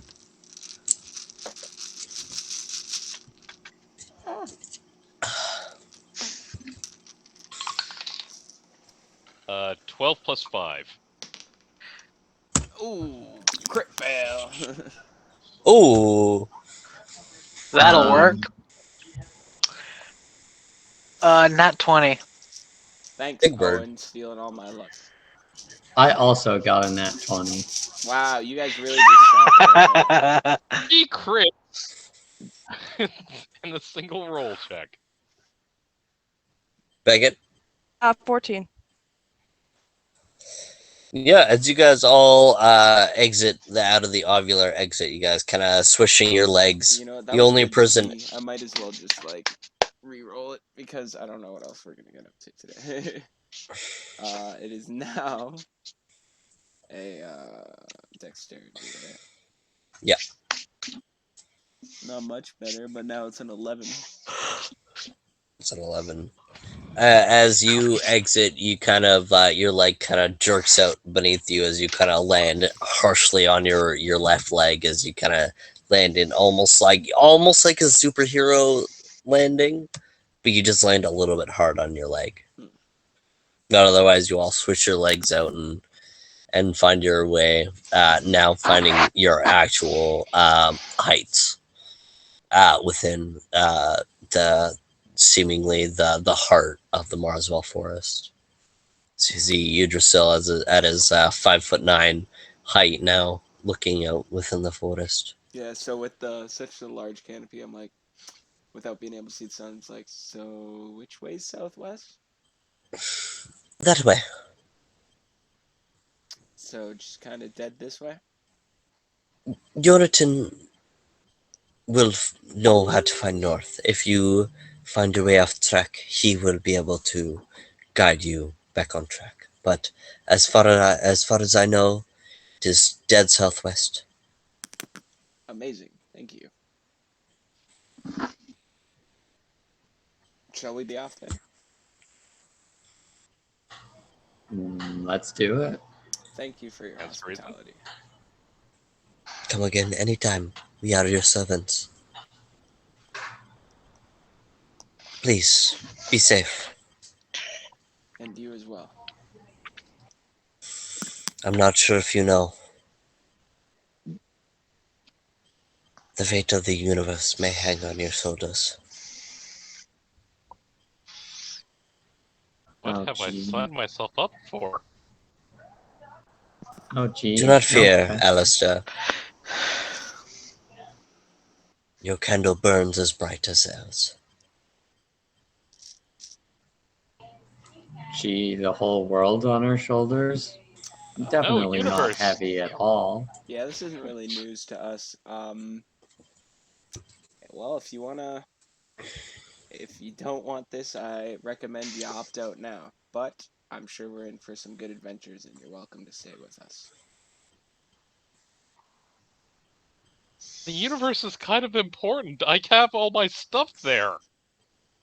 That's what I like to hear. What a Guardians of the Galaxy response. I love that. Who is leading your troop as you all head southwest? I think probably Yonatan, as Idrisil said, that Yonatan can lead us if we get off track. But I'll kind of probably be up beside him because because I'm the one who asked her, and just kind of probably started going in that direction. Jonathan, go ahead and roll me a survival check.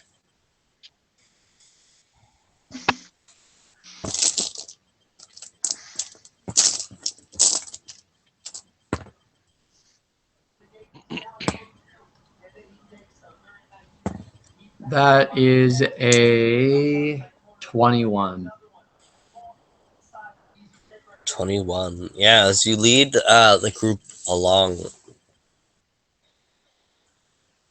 the forest around you is very dark, but you just see, just along your left and right, you just see just kind of like a twinkle of small fairy light, just kind of walking and drifting alongside of you. As it kind of gives you a degree of comfort and light.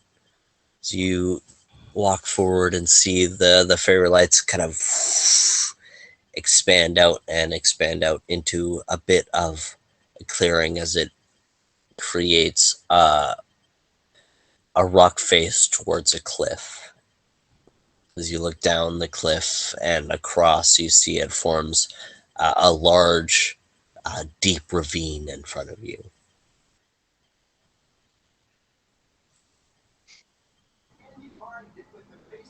I've seen some big cracks in my day, but that one probably takes the cake.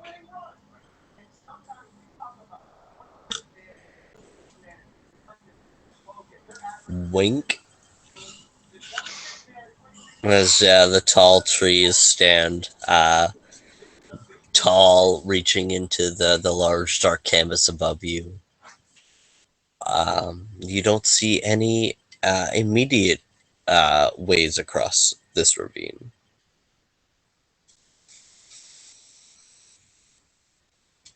So did you say this ravine's in a clearing? In a small clearing. Okay. So there is sunlight and stuff? No. Oh, okay.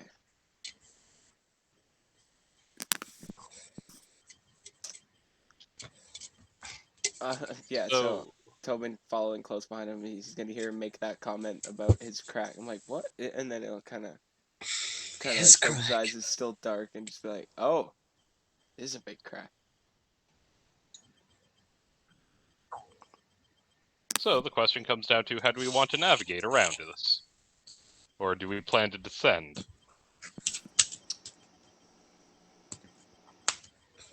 I kind of don't like descending big pits anymore. What about you guys? I know Calduin isn't here anymore, but I think he'd agree with me.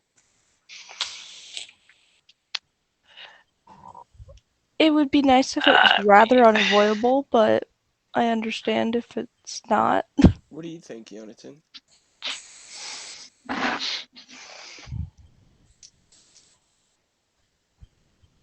think you're muted. Did the sage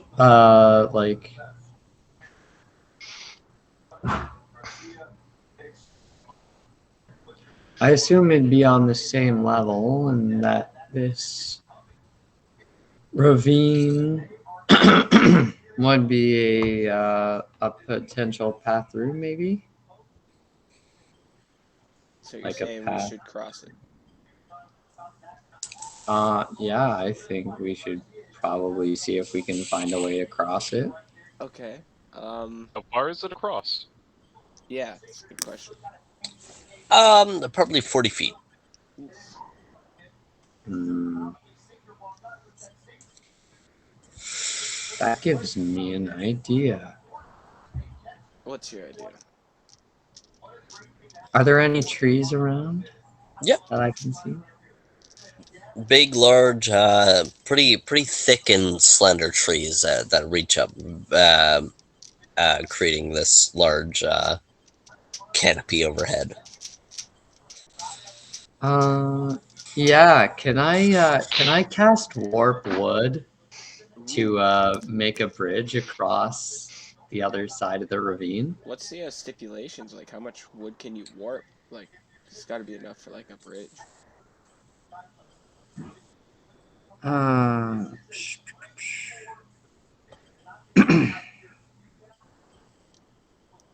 I'd probably let that work if you could maybe fell a tree. Well, what's the spell say, really? Yeah, what does the spell say? But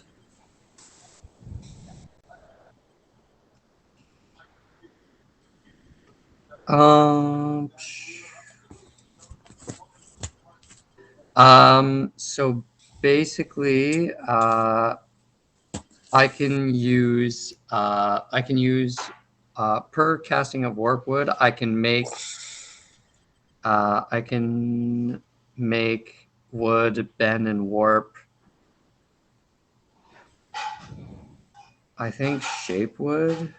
yeah, no, I think What- bend and warp wood. I think totally you can bend a tree into creating a bridge for you guys. Okay, so it comes to a range of 25 feet per 2 caster levels.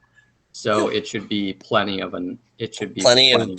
enough. These trees are plenty tall. As you begin to cast a spell, as you guys hear the almost like creaks, as if like a heavy wind were to come in and shake all these trees. As you see this tree that Yonatan begins to warp, begins to bend, and arch over this ravine as the bark begins to split open, as it creates guardrails and a safe passage, and it becomes this beautiful, almost natural grown safe bridge that extends over this ravine, and the leaves from the other side, they begin to touch into the earth, and the branches begin to touch into the earth, as you see the branches almost become more roots as they dig further in,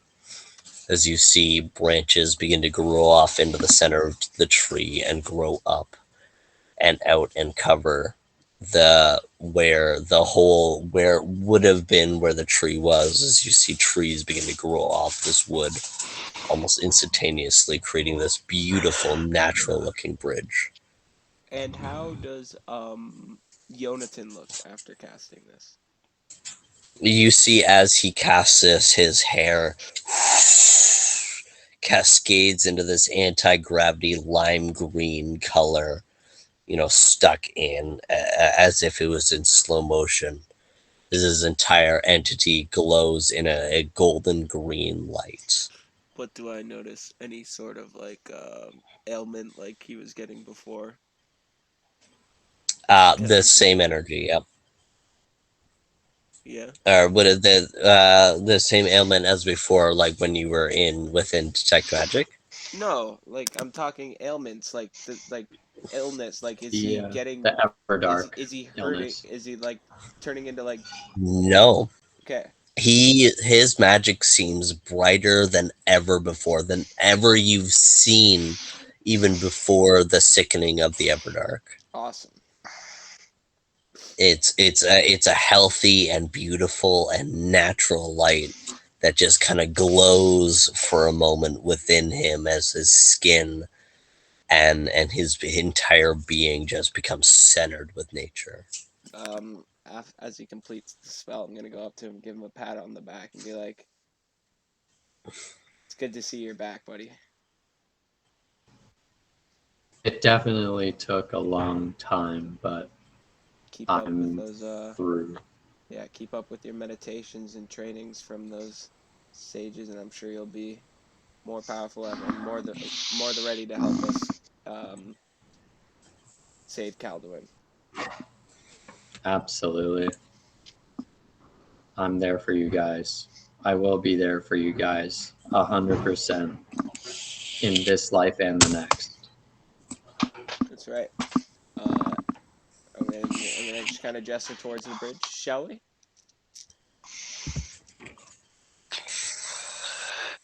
After you. All right, I'm gonna begin to cross the bridge. You all cross the bridge across the ravine as you all descend off the bridge and look forward into the dark wood. You see a light that wasn't there before. It seems just like a ray of sunshine cascading from nowhere as you look up into the canvas overhead and is as dark as a starless night. Just this beam of beautiful sunlight radiates before you, just seemingly so out of place and cascading from nowhere. Uh, Bingo. Kind of look at Yonatan. You want to go first, buddy? Don't mind if I do. As well, we didn't try to fly to this location. I don't think we would have seen it through the canopy. Probably not. As I am going to walk into the beam of light. Yeah, I'll come up behind him too. I just wanted to give him the opportunity. You all feel the warmth, the bright warmth of a summer day cascade across your entire beings as the bright sun, the bright ray of sun emits such a brighter light, cascading all of your visions within a bright white flashbang. As your eyes adjust, you feel an odd shiver of a damp cold as you look around. The scenery seems to have changed. These trees around you now thicker and heavier and seemingly more just wet, and not the same jungle trees as you've seen before, but they stand like weeping willows. The grass covered in a beautiful dew, as if the morning sun has just crested over the horizon.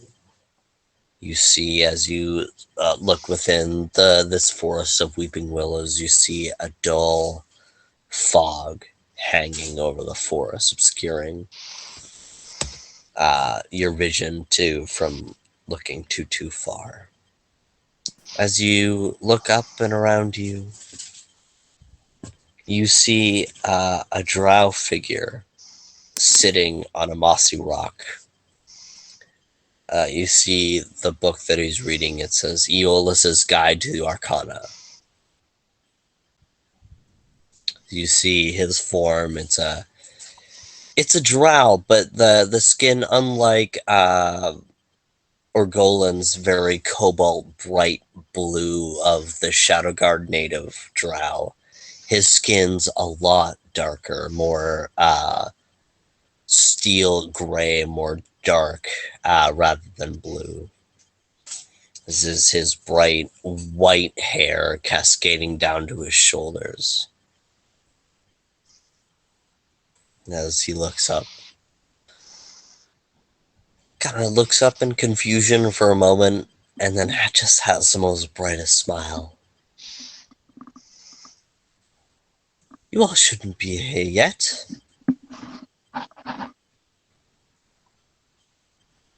Yet? Um, Why not? Well, I was under the impression that no mortal soul could touch the Aether Wilds.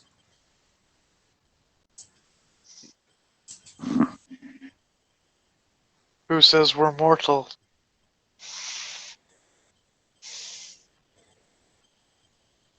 Shadow God native. I've yet to meet your kind. Well, not a living kind. My name is Galathariolis. It's fantastic to meet you all at last. Yeah, Owen definitely didn't. We're gonna end off this session right there. Owen didn't remember the last. Yes.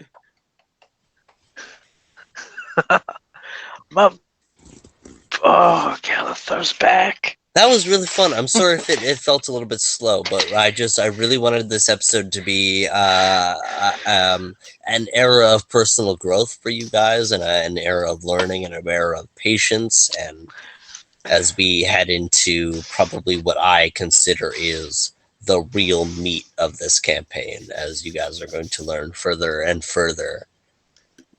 Kind of crazy that we're in the Aether Wilds. Yeah, as the party find themselves in the Aether Wilds. If you are unfamiliar with my lore, that is practically fucking Valhalla. Ooh. Yeah. And we just met a dead member of the former last party of the last campaign. It Also, was my character. It was James. That's why my reaction was like, Yeah, was that? It's the that's the G on the book that I was reading. Because Galathar's my fucking boy. Let's hope for a better outcome. Yeah. Yeah. Whatever that sun was just a huge scorching rain. We literally just all died. That's why we're in the Aether Wilds. That's funny. No. Glowing ray of disintegrate. Do we want to do inspiration points for this session? I got a sort of my drink. Hold on. I think everybody had a good kind of role in that session. I don't know if. Yeah. You all get an inspiration point for this session. Yes. I'm not giving you a level up, but this is going to be akin to that. Alrighty.